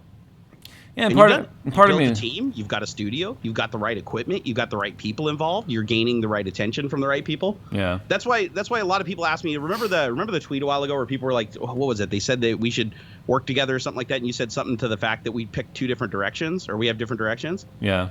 And it's absolutely true. And the thing is, even back in the day when this was just a hobby for you, we still had pretty different approaches and pretty different directions to things. Like going back and watch some of the older reviews that you did, like, just sitting in your studio back at your house. I was watching them with my wife about a week ago, and I'd brought up the keyboard run. You remember the mechanical keyboard review that we did the first time I came down and saw you? Oh, yeah, where we tag teamed that one. Yeah, we tag teamed it, but it was interesting because we were both. You could tell that you were bringing your regular stuff to it, and I was just bringing my regular stick, and it was kind of this fusion of two completely different angles. Right. Stuff. We both had comedy as one of our angles, but your application of it was completely different than mine. Like we had a lot of differences in how we did our videos. Well, remember when you got the Titans? Yep. I mean, yours and Adam's approach to doing that Titan video was obviously way different than ours, but also it started in a shower. I mean, and fast forward now, here I am cooling computers with beer. Yeah. So. And I mean, a lot of people remind me every day that it's like, oh, hey, if I had made the same decisions, and I had done, the sponsorships and got the studio and hired the people, I would have been successful like you. But the truth is I wouldn't have been, guys, because that's not what makes you successful. It's like it's Jay's alignment and ability to execute on that. That's just not how I am. I think the only thing that really kind of irks me is the comments of some of the viewers that feel. Unfortunately, this is a very small minority. So guys, don't. It always is. Don't think I'm applying this to the whole fan base. I'm not. This is a very, very small fraction of a percent of people that feel that we owe them something because the viewers allow us to have this life. And I think that that's a bullshit statement because I agree. First of all, yes, the viewers, each individual viewer obviously has an individual opinion, but those opinions mixed together into 1.3 million subscribers create one giant flavor of feedback, right? So it's each individual little flavor, but then there's like the overall flavor, and that's the one we have to listen to, not the individual guy saying this and that and this and that, because that one guy can get pissed and get on his little soapbox and tell all of his friends, Jay's an asshole, don't follow him, and they might as a collective like go off, but they don't affect anything in the grand scheme of things. If the only thing that turned them off was a difference of opinion or a difference of style, that's never going to hurt me in the long run, unless I go out there and make some really stupid decision, like really stupid, right? Yeah. It's happened on YouTube before. The Logan Paul, for example. He's not. If you go out into the woods and start like taking pictures of dead bodies hanging from trees, you've gone a wrong direction. His channel's big enough to where that didn't hurt him. In fact, he ended up growing off of that. But same thing happened with PewDiePie. Yeah. Yeah, but my channel, the size that I'm at, that could tank the channel because of distaste. So that's an example. But the point I'm trying to get at here is, which came first, the viewer or the channel or the video? Can't have a viewer without a video, so that's obvious. And you can't have a video without a viewer, which is how we all started. Every single one of us started with 0 views, 0 subscribers. Not a single channel started with a number other than 0. And we work and we work and we work to try and make decisions and to make a video. And my mindset has always been, what would I watch, right? To make a video that make people want to come back and keep viewing. So if we put in tens of thousands of hours into this as a hobby, and then more so as a career, to make people want to come back and keep watching our videos, do we owe them? Do they owe us? Or the way I see it, it's level playing ground. I don't owe you, you don't owe me. That's the way I look at this. So the mindset of, Jay, you have that studio because we allow you to have it as viewers is complete and utter bullshit. That's why when anytime someone tells me that, my answer is the same. Doesn't matter if it's 1, 5, or 10,000 people that say this to me at the same time. If you feel that I owe you all of this, and you're taking all of the work and effort and decisions and choices and the risks that I made to build this channel, then you can unsub and it won't bother me. Even if the numbers went red, it won't bother me. Because at the end of the day, the only people I'm left with are the people who believe in the decisions I'm making. So that's why I've never been afraid to speak my opinion. That's why I've never been afraid to stand up for my points of views, whether they're popular or unpopular. Well, I spout my point of view like no matter what. And it's burned me tons of times, but it's one of those things where it's like I don't want to build an audience of people that don't like me for who I am. So what I owe the audience is to be honest, true, and just as real as I can be. And that's what I try and do. Sure, we take sponsorships.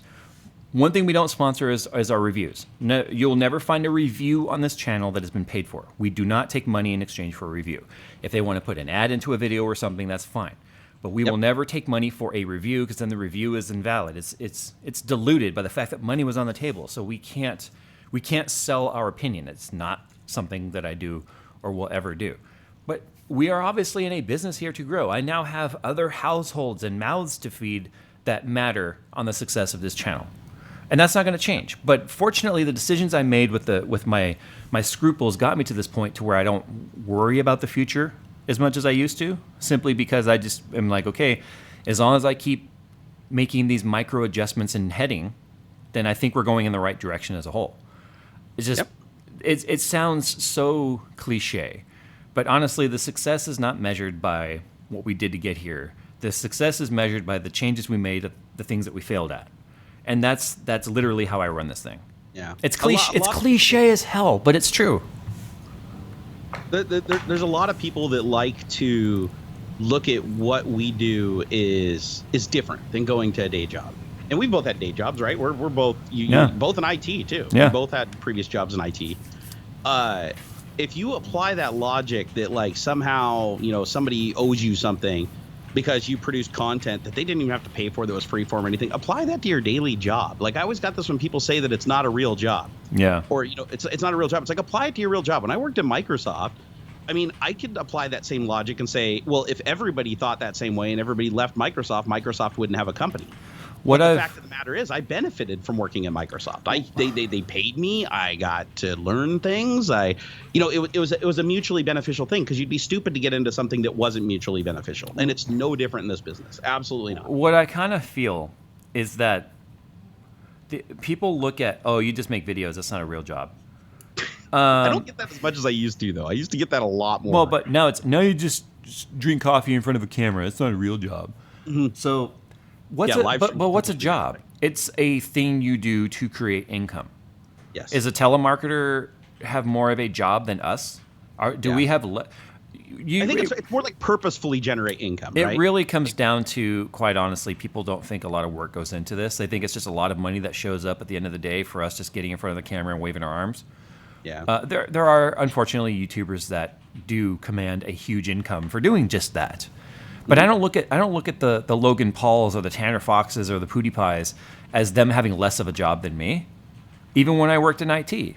But I think that we're a rare breed to be able to just be so concerned with our own little bubble that we're not sitting there projecting and judging everyone around us. 2018 is the year of the pussy. It really is. I mean, 2017 showed that, but 2018 is not going to be any different. And the hard worker and the guy who puts his head down and puts meat on his table and is only concerned with what he brings to society, that generation's gone. I mean, I'm last of the Mohicans, man. Yeah. Like I was actually laughing when you did your video on cryptocurrency, and so many people took you seriously when you said, "Hey, just go ask Jerry all your questions. I'm out." and everybody came at me. I had so many of my followers just go to war against each other on different sides of that topic. And I had some of them message me and just say, I fucking unfollowed you because I thought you were smarter than this and blah, blah, blah, blah, blah. And I'm like, I'm not worried. The biggest mistake I made in that video was a very specific sentence I meant to say, but I never actually said it. I forgot to. The guy, in your point, this was to your point too. The guy that's out there and has a half dozen graphics cards or whatever just sitting around, sure, mine away. My problem is the guy's buying 500 at a time.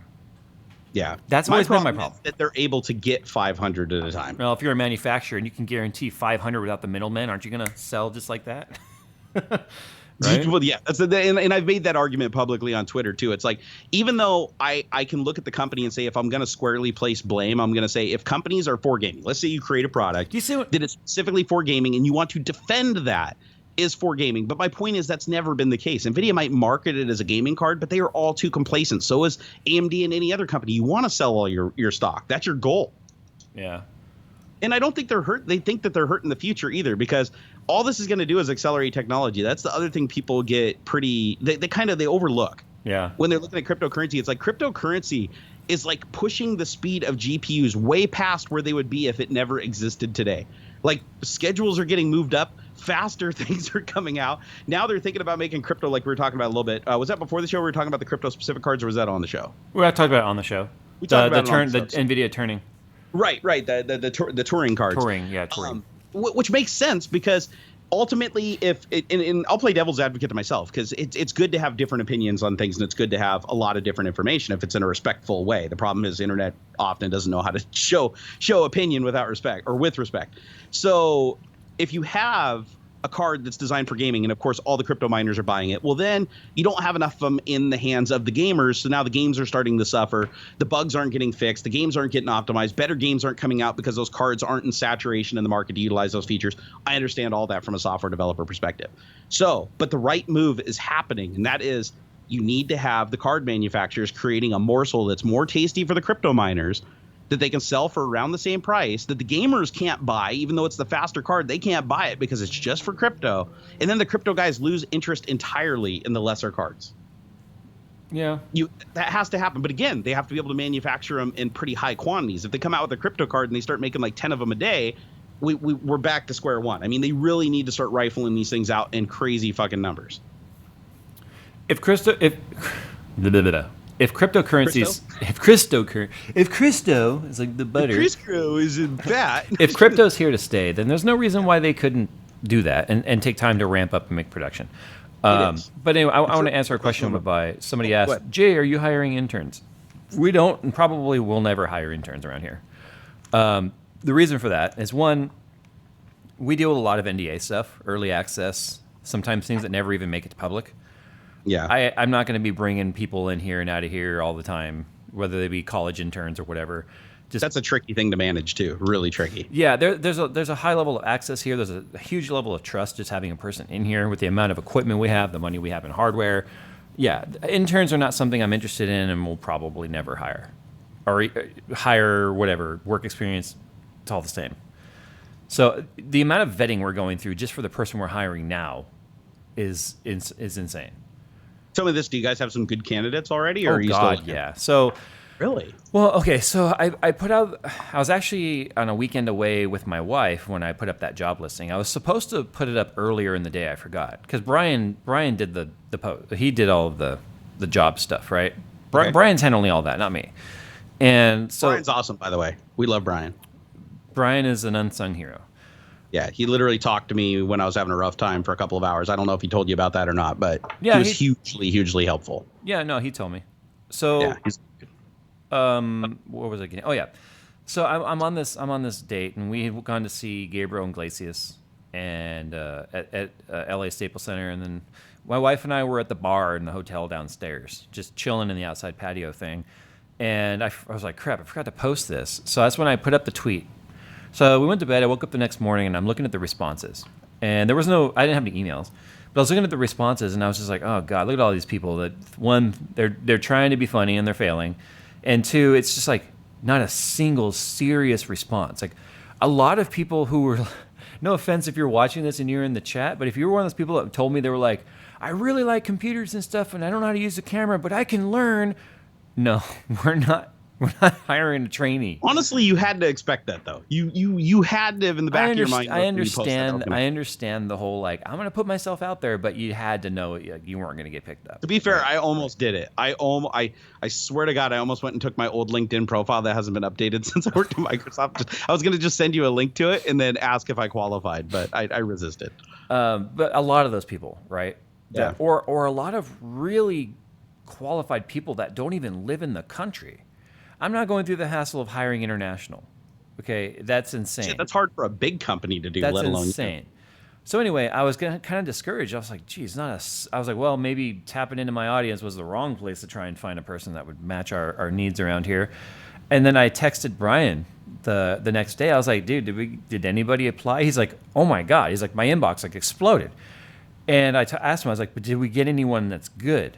And he was like, dude, you got to see. So he started forwarding to me resumes and the work experience and the samples. Cool. The serious people who applied along with sample work, right? Obviously, we need sample work with this. That's good. And we narrowed it down to our top 6. And the bottom line was, I started thinking about it, and I'm like, you know what? As a professional, you're going to do what the ad listing said. You're going to contact the person in there. When it says email Brian, send your resume and job history and all that too. You're not going to go up on Twitter and start being like, I emailed you. Hey, I applied. Hey, no, you're going to do what the listing says, and you're going to let your resume do your talking. And that's exactly what happened. So I completely underestimated the professionalism of those people that were qualified because they did exactly what the listing said. Have you actually conducted an interview yet, or we've the top 6 candidates? Okay, so did you watch the Post Malone interview, the part 2? I have not watched part 2, no. Okay, that was actually filmed by one of the people applying. Oh, badass! So you actually got them in there to they're doing demo work. We've been scheduling them to come in here and do demos of their work in our environment. That's actually a really good idea.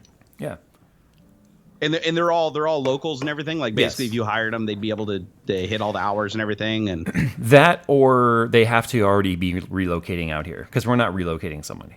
Gotcha. Yeah. How many people are you hiring again? Just one, or just one, but possibly 2.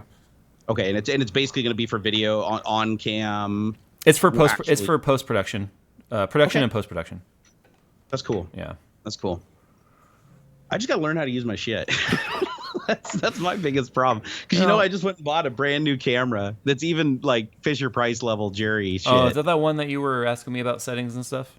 Yeah. The it's sitting around here somewhere. Yeah, it's another one that's just a little bit bigger than this guy right here, the AX53. But yeah, I finally got it figured out. It just took me a while, but I can see what you mean when you talk to me about shooting everything in manual. Like you like to control everything. Right. People don't realize how fucking difficult that is. Like it's, you look at the camera and it's like you turn it to green square, or you're taking a video with your cell phone. I don't think you realize just how much is going on in there as far as software to try to figure out what it thinks is the best thing. Yeah. It's like because I was fucking with my camera, it's like trying to decide between shutter speed and what's the other one? Aperture. Yeah. So when you're trying to find the balance in there for what you want to get, do you want to get like crisper motion? Do you want to get softer motion? Do you want to get more light? I mean, yeah, but do you understand decisions? But you just have to understand the settings, and it's just math at that point. For instance, I don't even do the math. I just fuck with it until I get what I want. But it's the math of it. No, it's shutter. See, for video, it's not only shutter speed, it's also frame rate. So there's your frame rate, your whether you're shooting in 29.97 or you're shooting 60 or NTSC or PAL. Obviously in the US we're at NTSC. So that's 30 FPS, right? 29.97. So for 29.97 you want your shutter speed set to 60, which is double that. And then at that point you're going to then set your aperture. So if your aperture is let's say f4, right? Okay. And you go down to f2.2, you're obviously letting in almost half as much light. So it's just knowing like, okay, if I go down to f1.8 and I go up to f4.0, we're dealing with almost twice as much light. So then it's like, how do we bring that light level down? Well, either you have to deal with like ND filters, or then you've got to deal with increasing your frame rate or your shutter speed to a point to where you find that middle ground to where you're not getting that flickery strobe light look. Yeah, like I never understood the ND filter stuff until I actually had a camera with it built in, because I got the 3 ND filters built into the new camera. We actually have physical ND filters on for lenses, as well as the ones built into our FS5 and FS7 Mark II. And then we also have circular polarizers that we use for when we're shooting glass. You guys have to be using well, I've seen your setup. You use a fuckload of light. I mean, the fact is, if you're using ND filters indoor, you're basically creating. We're not using ND filter indoors, but you're not outdoors. Okay. There's an ad we shot with Fractal out in the desert, and we did it during low light and the shooting into the sun and all that. It's very cinematic. I can show it to you. I was offline. trying to figure out like what you would use the ND filters for, and the first time I went out, I realized that that's how you get that depth of field effect. It's impossible to get it without an ND filter outside. Exactly, because if you're opening up the aperture and you're going down, because remember, the lower the aperture number, the more light you're letting in, and the more depth of field and blurred that's background. what I was doing. I was dropping it down all the way, and it was just literally blown out white, like right. Well, there in a snowstorm. Because you're opening up the iris, which means you're letting in all that light, and the sensor's getting oversaturated or over hit with too much light. So that's why the ND filter is in there, to bring down the light. Like the ND filters built into the FS5 and FS7 Mark II go from 1/4 all the way up to 1/128th. So we can let in 1/128th of the light. Yeah. So obviously a 1/4 means it's a quarter stop, right? Or a quarter of the light, and it just goes from there. So yeah, I mean, this is all. I've never taken a single class or anything. This is all self-taught stuff. But the point is. To bring the team to the next level is I need somebody who is an expert in this. Somebody who this is their craft and they're not self-taught there, or if they are self-taught, but they're an expert. And that's exactly what we've been getting. Some of the people we've been hiring or looking at are absolutely insane. I mean, it's got to be nice to be able to have somebody that you can get enough trust and faith in after they show you what they can do, that you pretty much just go sit down in front of the camera and expect them to do the right thing. Well, and like anything else, there's going to be some time for them to learn our style. Because I'm not looking to overnight like change the look and feel of our videos. Not by a stretch. I'm looking for more manpower to get more things done in the same amount of time. Efficiency. If I've got somebody that's capable of editing while we're shooting, another video or another part of the video or whatever, and we're leapfrogging our manpower, then we get more done in the same amount of time.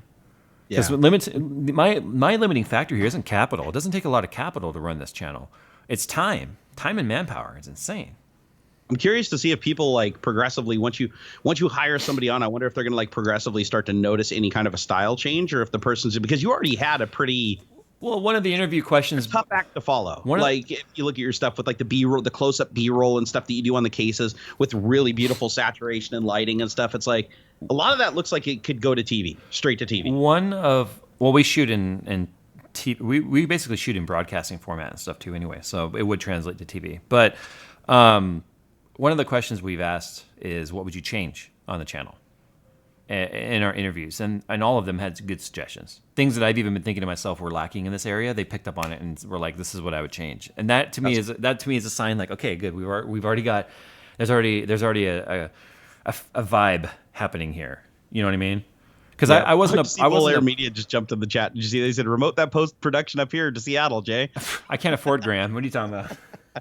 What are you talking about? Graham's cheap, man. I can't afford Graham's Graham. the cheapest person I've ever worked with. We're selling the dream, man. We're selling the YouTubes.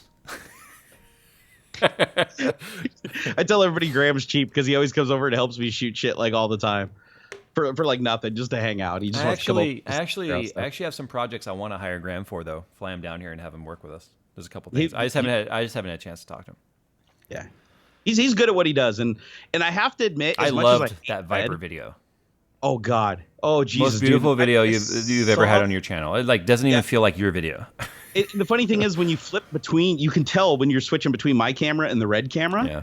Like, and it was all shot at high frame rate, like 240, and we just sped it up where we needed to get real time. Yeah. But I started to understand it at that point, because a lot of people like think that red is overpriced. I honestly think it is, but just the style and the way that it shoots, other than the menu system being absolutely fucking garbage. And it takes 2 minutes to turn on. Yeah, it's got a lot of problems, but when I saw that video, it's like I understood in that moment. Like I understand why people spend all this money and put up all the pain. So when I was at the Brooklyn Nine-Nine set for a day with Terry Crews, I didn't care about the actors. I told Terry, I was like, look, I'm not going to bother the actors. I don't care. He wasn't concerned. We basically were there with a full access. It wasn't like, okay, stay over here in the little observers area. No, we we were full access. I was walking right up into the set, right, sitting there with the directors, looking at the directors' monitors. You know, we were just part of the crew basically for a whole like 13 hours. It was the coolest experience ever. You didn't pick up like a Sandberg hair and stick it in your pocket or anything on your way out? He was around for like 5 minutes. But anyway, so if anyone here is a Brooklyn Nine-Nine fan, and okay, how caught up on the show are you? I've watched every episode. Okay, you know the episode where they're trying to catch the gambler in the gambling ring and they take him hostage in the limo? Yep. That's the episode we watched them film. That's awesome. So we were watching them film all that, and the coolest thing was the way they had that limo set up. It was indoors with all the lights and everything on. They just had black curtains around it and LED strips above the limo to make it reflect down the side of the car, so it was on like a timer.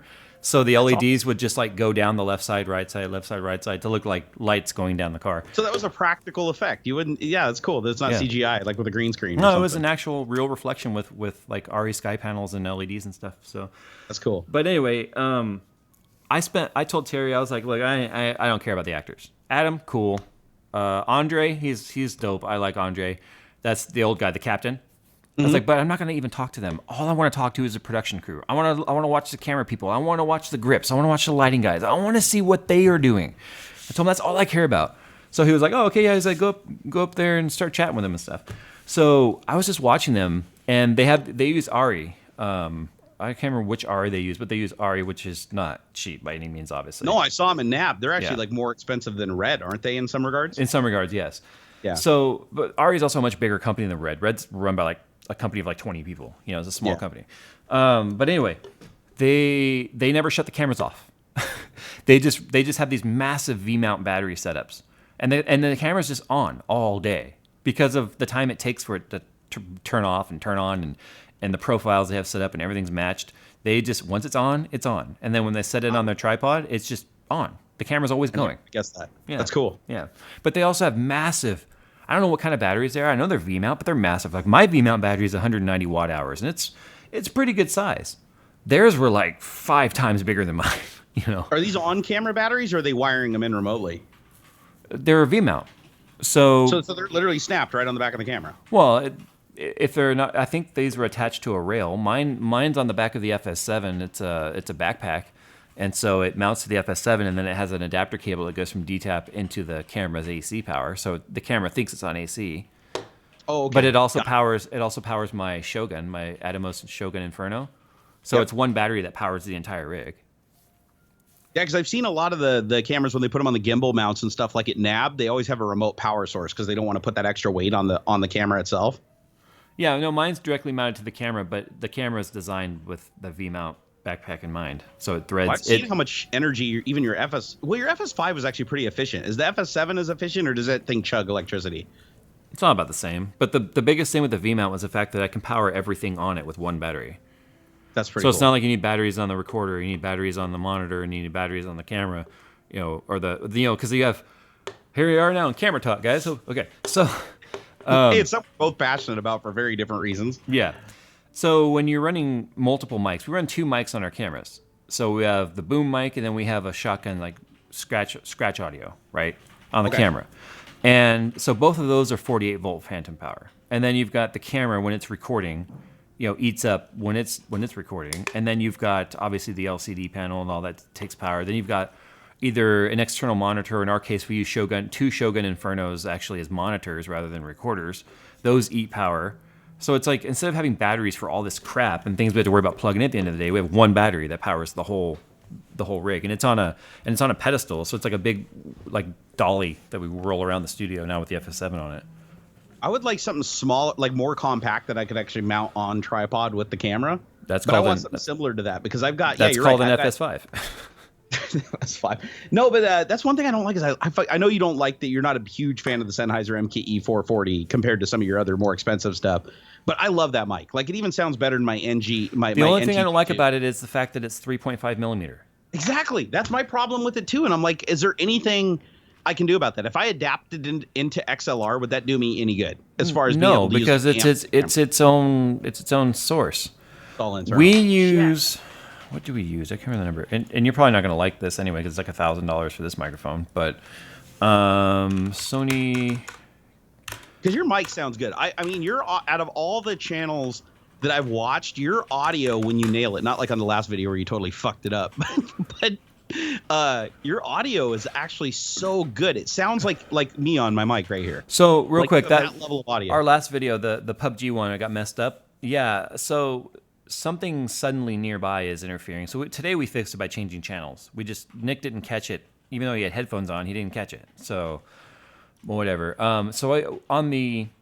Another thing you could use that would work with your Sony, because this goes through hot shoe. It's the Sony XLR K1M. K1M? K1M. So basically, it's a dual XLR with its own preamp, and it has a shotgun on it, and you can plug another shotgun into it if you want. But it's $700. But it runs on the hot shoe, so the camera communicates with it and basically tells the camera its internal mic, communicate with the external mic, and let that run the audio. That's how we run our A7S II. Oh wow! So it's not cheap, but it's $700. I mean, that's not terrible, and that comes with the shotgun and the and the interface. Wait a second, my camera has that exact same setup, just not with the hot shoe thing. My PXW has that exact same thing mounted on the camera already. If it's built into it, then yeah, I'll show you. Look at this. This is it's identical. It's the same damn thing. Here, give me a sec. Hey, Panhead. Deal with it. Deal with it. Deal with it. Deal with it. Deal with it. Deal with it. Deal with it. Deal with it. How do you like that? Yeah, check this out. So, exactly. It just doesn't. See, you're not really doing yourself any favors by having that and then running the Sennheiser on it. That's right. Really redundant and silly. It is, and the thing is, the only reason I do it is because when I tried hooking the Rode NTG2, my own NTG2 sucks. It does. That's so. I just need to get a better mic. How much? Okay. Do you have a budget? Would you spend money right now? I could spend money right now if I had to. What's your budget? I could probably spend about I wouldn't for a mic. I probably wouldn't want to spend any more than $800 or $1,000. No, you don't even need to spend that, dude. Audio Technica 4053B all day, every day. I love that mic. I love that mic more than my Sennheiser MKH416, which is a $1,000 shotgun mic. So it's 4053. Give that to me again. 4053B. I'm going to buy more of these mics. I absolutely love Technica. These. And they're super short. Yeah, no, is that the one that you run on your little boom that I've seen when I'm in your That's the studio? one that's been on the boom. My 416's on there now, but we run that on camera for the FS5 now. No, I'm sorry. That's on camera for the A7S II. Okay, yeah, no, I found it. Okay, so it's about $600 on Amazon. I absolutely love that microphone. Yeah, I love the way that mic sounds. Does it have to be? I know that ideally you want to get it as close as humanly possible, but does it have a decent pickup at a distance of about 6 feet? Yes, and it's a hypercardioid, so it has even more off-axis rejection. So the reason why I bought that was because when I was still doing the home bedroom setup, that was the only mic I was able to actually use in that little bedroom. You've been to the house that didn't pick up all the reverb off the walls. Oh my gosh, because the echo is something that I'm still dealing with today. That's the number one comment you'll see on all my videos, no matter how much I massage the audio in Audition. You need to just do a video, and this will help your live streams too. You need to do a video where you just have me come up there and literally sound engineer that room with foam in the right places, because you've heard my audio in the old setup, and that's what I had to do. I'd love to have you back up here again, but you're so goddamn busy. Like I don't know. When I'll tell you the same thing I tell everyone else. I'm busy until you tell me you want to do something, and you pick a day, and it goes on the calendar, and then suddenly I'm not too busy because it's on the calendar. All right. Well, I'm going to take you on that because I do need to get you up here to do that, because sound is my number one nemesis in this room. Yeah. Lighting is a close second. Sound is more important than video. No, I agree. I completely agree with that. The other thing too is I was fighting noise when I was shooting 4K on the new camera. I noticed that it had more noise than my other cameras, like these guys, and it's because the internal processing on these takes away the sharpness. Mm-hmm. And you lose a lot of that noise. So I've been working on post-processing the video to get a better result. And I've tried some of the noise. What do you use for noise reduction? Or do you use active noise reduction at all, or do you just take straight off the camera? Well, if it's straight off the camera, I don't have to do noise reduction because the FS5 and 7, especially the 7, have really good built-in noise reduction. But if we come off the Atomos because it's raw, then yeah, it's super noisy. I mean, something like Neat Video is needed for that. So internally to the camera, it has its own noise reduction settings. Both the FS5 and the FS7 have built-in noise reduction. Could you tell me what those settings are called? Noise reduction. It's literally called noise reduction? Because they call this, they referred to this when it came out, that it's called the baby FS5. because it's literally got 90% of the features of but they also called the FS5 the baby FS7, and they share nothing in common. That's true. Well, the FS7 was the Mark 1 versus the Mark 2, or just any of them? Any of them. They're the same sensor and processor in it. Oh, they are? The FS7 Mark II is just a few small changes. PL mount. It's a Sony PL mount and has the variable ND and little things.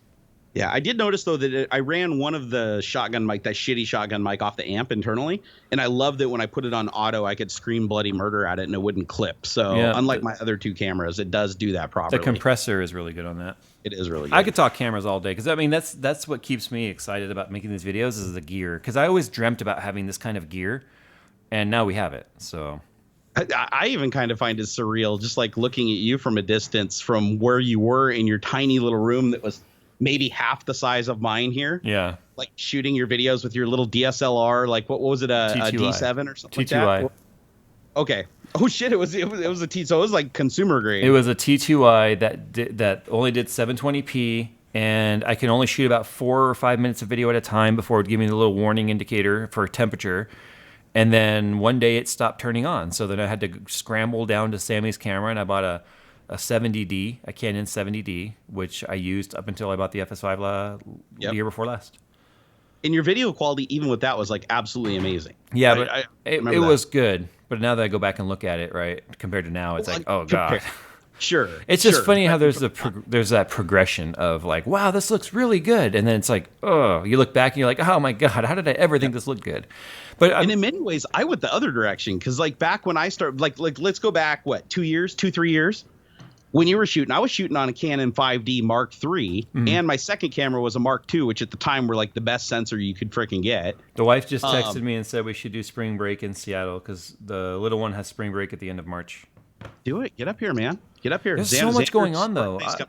I'll have to have that conversation with her because there's so much going on because I'm taking my mom on a trip to Vegas just to get her out and away. We've got things going. I've got track day in March. I want to get you down here for the track day, actually. I do want to come down for the track day. So if you don't come down this March for track day, your next opportunity probably won't be till November. What day is it in March? I don't remember. 18th, I think it is. It's a Sunday. I think it is. Yeah, I'm not going to be able to do it because I'm going to be over at Midwest Rep Rap Festival on the East Coast. What is that? It's fucking 3D printer nerds. Jeez. I've already got all my plane tickets and everything, so that's something I'm committed to. Oh, well. Shit, so I'm gonna have to wait. Well, you know, we could always start pushing the buttons at Old Dirtfish and get a round 2 going. Yeah, I've been telling you, I want to. Yeah, I'm just trying to get in a little bit better shape before I bark up that tree because right now, honestly, I don't think I'd fit in their fucking car. Honestly, anyone asking me how I feel about any other cameras than what I own, I have no opinion because I only know about what I own. Like somebody just asked me how I feel about the Canon DX1 or 1DX. I have no idea. I have not used it and I haven't looked at it. Don't care about it. I don't form opinions on things I don't use, so I can't answer that. All I know is Canon fell way behind Sony for the longest time on all sorts of things. But I know Canon has made a big push over the last 18 months to catch up. Sony is, in my opinion, is the clear winner for the consumer grade cinema camera because I feel like you're going to go from Sony and then you're going to have to jump all the way up to like Red to get to the next level. Like our Sony FS7 Mark II and the way it's outrigged or is fitted with our recorder and the firmwares on it and the lenses and stuff, that's a $20,000 rig. But that's cheaper than just an empty body with no attachments for a Red, and look at what we're getting out of it. So it's one of those things where it's like justifiably, I think that if you're looking for something that is like professional grade, but is still considered a budget, and yes, I just called a $20,000 camera a budget because go look at cinema cameras, you can spend $100,000 on a lens for a Red. Yeah. So just everything's relative in this business. It's all relative, man. Relative. So I actually went backwards because I was shooting on DSLRs that the bodies alone were $3,500 back in the day, and now I'm shooting on Sony Handycams. And I mean this one is my first venture back into. I think this camera was right around $3,000. It was like $28.99 or something when it came out. Just because I wanted the price of an FS5 body. Yeah. So I was, and it's everything. It's the lens. I mean, it's fully ready to shoot out of the box. But the reason I went that route is not necessarily just for quality, which it does a good job. But the reason I went with it was just because I'm more of an ease of use kind of guy, whereas you're more of a professional guy. Like if you asked us what equipment we'd pick, either one of us, both creating YouTube videos, it would be wildly different. Yeah. There might be some things that are similar, but like you like that you like to have artistic control over everything. Whereas even though I like artistic control to a certain degree, I have to be able to one-man band it. And you got to admit, your shit would be really hard to one-man band it the way that you have it right now. Yeah, and I could, but there would be see, what we have now, when Nick came on board, it added movement to our videos. More movement than I could have by myself. Because the only ways a camera could move if it was me is, one, if I wasn't on camera, if I move in the camera, or two, it was on a slider, which is just a weird sliding shot. If you're talking, it can be done, but it's not optimal. A cameraman allows there to be more movement. So that's why we have more vloggy stuff, because it's vloggy-ish, but still professional looking. Yeah. And like I loved in our build video, it's like you have a human presence, right? When you have somebody going back and forth and everything, it's like the viewer is traveling back and forth and observing it from like a human perspective. Yeah. You don't get that from a tripod. Right. So sometimes I do wish, like I do shoot some of my stuff, like with, when I have a friend help me out, like, on the drone shoots. If you guys have ever watched any of my drone reviews I did up at Dirtfish, they were all with Bull Air Media running around with cameras. Sorry, I'm laughing at Nick because we have these. Hand me the paper towels. I said hand, not throw. There's open beer cans over here, dumbass. Jeez. So we have. That's racist, Jay. That's racist. It's racist against asses, not dumb people. Jeez. Anyway. So we have these paper towels, and you guys know the pain of when you go to tear off a paper towel, like at the bottom. Oh, that one actually teared off straight. Like the bottom part always just like, now they're all tearing off straight. Whatever. Anyway, you go to tear, but you go to tear them off, and it goes like halfway down the perforated line, and then just rips. You only get that from cheap paper towels, Jay. You need to up your budget. Nick bought them. Anyway. Oh my god. I need to get out of here. It's 6:40. I gotta drive home still. Oh shit, we've been going for a while, haven't we? Yeah. If you guys want me to do another more behind the scenes type video, maybe I will. I stopped doing them because they were our least viewed videos. And the way I look at it is, people go, just take it or upload it on your second channel. If I'm going to take the time to make a video, it's got to have return for me, because it's a lot of work. I have such little time to then make a video that's going to go up on some other channel, and then I still have to make another video for the main channel. It's not worth it to me. And then to put it up on the main channel, if it's only going to get half the views a normal video would, then that hurts all sorts of things on the back end that I don't even want to get into. But it's one of those things where there has to be return. A video has to sort of guarantee us a certain amount of views or higher for it to be worth, sponsorships and all sorts of other things. So that's why we try and pick entertaining content, like putting Bud Light into a water-cooled PC. It's entertaining, but it's going to probably get a lot of views because people getting salty and mad about it. But we cleaned the system out at least. The system's completely cleaned out, and it's running right now. So can you clean it out after that, though? Like, honestly? We did. Yeah, we did. Oh, my God. I have a very interesting method for doing it, but we did it. Well, we're all going to see the video tomorrow, guys. Goes live tomorrow. We're going to see Jay do some ridiculous shit with water cooling, because that's Jay's shtick. And I kept drinking beer in between, like, when we were doing things, so I progressively got a little bit more slurry and stuff as the video went on. So we're gonna see a drunk Jay. No, not drunk. Just let's loosened up Jay. Jason asked if I still have bat knife. Of course I still have this rusty piece of shit under my desk trying to give me tetanus every day. You kidding me? Never get rid of a bat knife, ever. It's even held under there with neodymium magnets. To finish my thought about behind the scenes, though, it's really boring. Like, when we're not making videos, I'm up here writing emails, or I'm doing invoices or insertion orders, or I'm having meetings with Brian about potential sponsors or pitches and video ideas, and it's just not stuff we can make a video about. We can't. Do you think more manpower will free that up a little bit, though? Like, hypothetically down the road, let's say you got a good editor, you got a good video guy. I mean, could you have them hypothetically be like, oh, go grab some of the B-roll, the behind-the-scenes shit, just if you happen to have it? Yes, leapfrogging is a method we're planning on using here. Okay. What we're hoping, and again, this is Brian. Brian's doing this, not me. I'm following. You guys have heard me say Brian a lot. You don't really know who he is because he hasn't been like super formally introduced. He is the guy practically running the business side of things around here now. And he's so nice, you'd never understand how him and Jay could ever get along. That's exactly why we get along. He's the yin to my wang, or something like that. Yeah, but anyway, absolute opposite. So he runs a lot of the back end around here now, and basically we've had meetings and meetings and meetings, and basically what we've determined is we are in a mission to free up 2 to 3 hours a day of my time. We are trying to get me back 2 to 3 hours a day. And that's Yeah. what we're hoping this next person is going to be able to provide. Yeah, because it is going to. I mean, I just speaking from my own personal perspective, when you start losing the drive to want to just create something because you're so encumbered with other bullshit, Yeah. it hurts, man. It hurts. I mean, mine was all like financial and fucked up IRS stuff and everything like that. I won't go down the list, but when you are constantly distracted by other things about the business, you kind of lose some of what you had creating the content that made the business. I don't know if that's particularly a problem for you, but it was absolutely a big problem for me. So I'm trying to do the same thing where I just clear shit, just get things out of the way, get my shit in order, so I can just focus on just making videos again. That's what I enjoyed doing in the beginning. That's what I want to keep doing. The wife just texted me and said, Brian is the Jay Whisperer or the other half of my brain.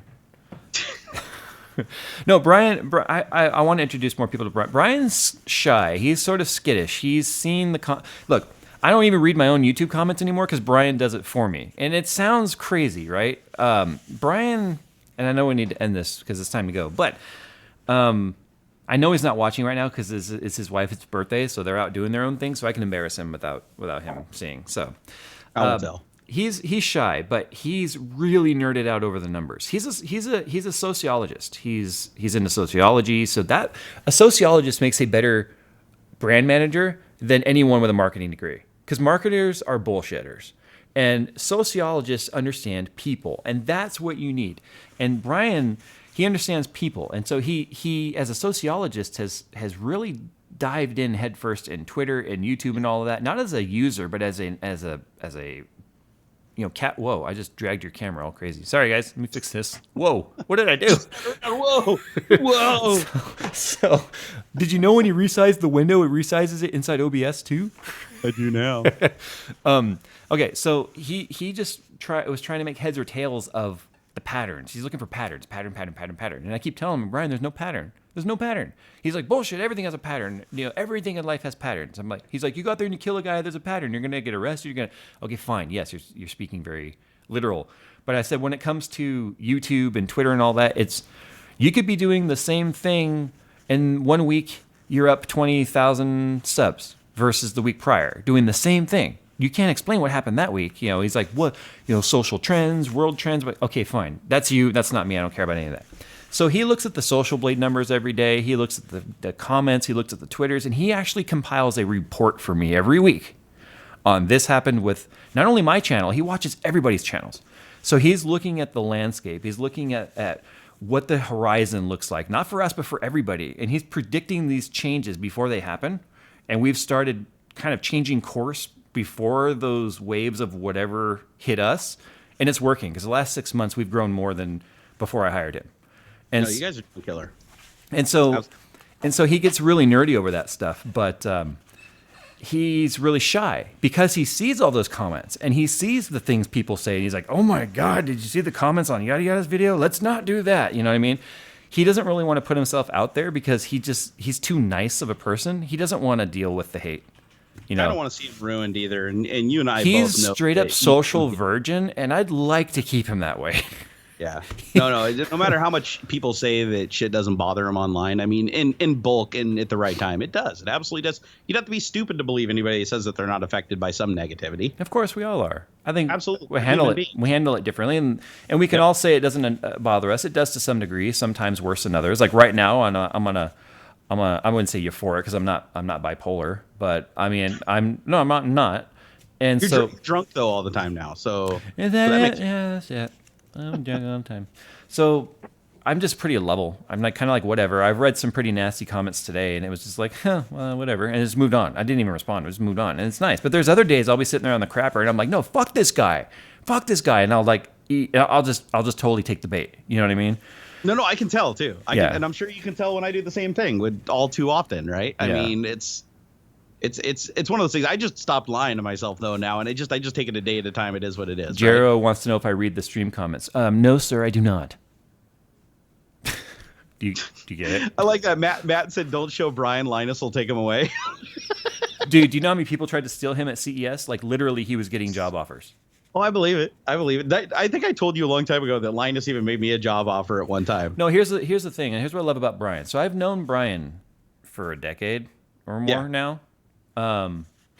He's the guy that pushed me to go into full time or like self-employment and stuff. So I've got my friend Josh Holiday Doc who convinced me to start a channel, and then I've got Brian who convinced me to go in it full time, and then he's so many people tried to steal him at CES. Basically, the conversation goes like, someone comes up, and this is what I love about having Brian around, especially at places like CES and the parties.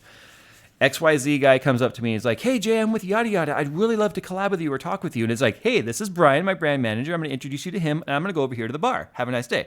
And literally, I don't have the conversation at all. And Brian will vet it, which is amazing because I don't have to.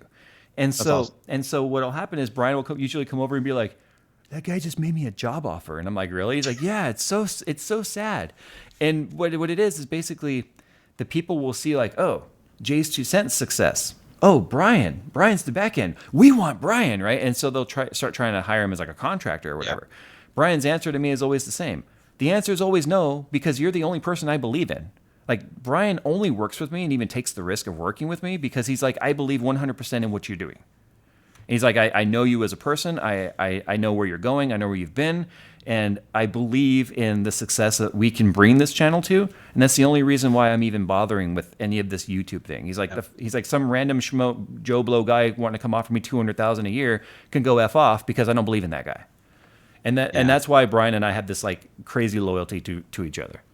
You surround yourself with good people, you get a good product, right? Before I go, did I ever tell the story about how I hired him? No, I don't think you did. So he just showed up one day, right? As far as the audience was concerned, like suddenly there was like a Brian. Everyone's like, who the hell is Brian, right? I think I was the same way. Like, I just saw you talking about him on social media. I'm like, I don't know who this guy is. I put out a Craigslist ad. What a my friend.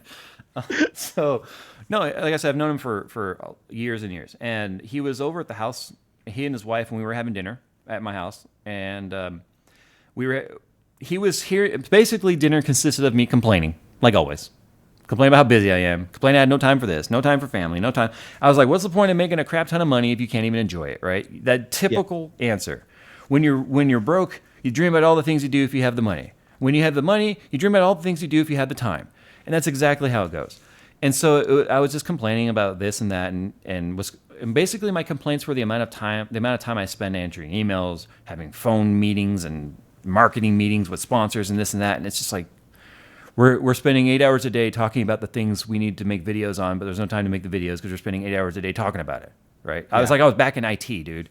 So anyway, it's like Scrum. It was like an all-day Scrum for videos is what it was. And so anyway. I hate that word, though. I hate Scrum so bad. That's why I said it. I was looking for a response. Fucking hate Scrums. Go ahead. So anyway, we're sitting there and we're having dinner, and he jokingly goes, I should come work for you. And I was like, yeah, that'd be great. I was like, whatever. And he was still putting together his charter school for foster youth, and specializing in foster youth job placement and career advancement and getting them ready for society, because foster youth are so much. Well, foster youth are normally just like, you turn 18, it's like, on your own, good luck, and they don't have the tools they need to succeed. So his school was about foster youth and getting them ready. So I was like, never even considered him because of how much time I knew he was spending with that. He wasn't looking for a job. So I was like, haha, whatever, funny. No, actually, I take that back. Story's wrong. I jokingly said to him, like, hey, you should come work for me. He's like, and it was just a passing joke. Well, I got up later and I was like rinsing my plate off in the kitchen. He comes walking up to me, and it's like 20 minutes later. He goes, were you serious back there in the dining room? And I was like, about what, hiring you? And he's like, yeah. I said, well, I mean, if you didn't have the school or whatever, it doesn't seem like anything could go wrong. And he goes, well, let's do it.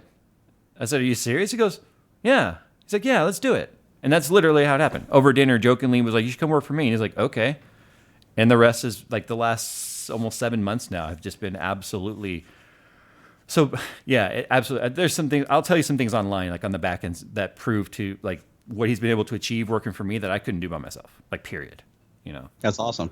So the bottom line is, if you surround yourself with a team that shares your ideals and your values, which is why I say in 2018, I'm going to take some calculated risks. There's some things we're going to do, some investments we're going to make, and some chances we're going to take that I think are truly the right thing. I don't think you can fail, man. Honestly. I think you're going to do great. We can fail, but the thing is, when we fail, how we handle that, that's where our success is. Okay, let me rephrase that. You're not going to fail catastrophically. Hopefully. Everybody hits setbacks, right? Everybody, even today, like video to video, it's always a setback and things happen that you don't understand or you didn't predict. Yeah. But with Brian on your team, he's basically going to predict everything down to with 0.5%. So I just sleep good at night. The Burns text said, "Oh, this is the Brian you built the computer for." Yes, same guy. Yeah, so, and he's awesome. The guy seriously well, Jay, you know firsthand how hard it is to talk to me sometimes. I mean, he probably knew exactly how to talk to you too. He does. He actually knows, and I'm not an easy person to talk to when it comes to sensitive things. Mm-hmm. I'm not.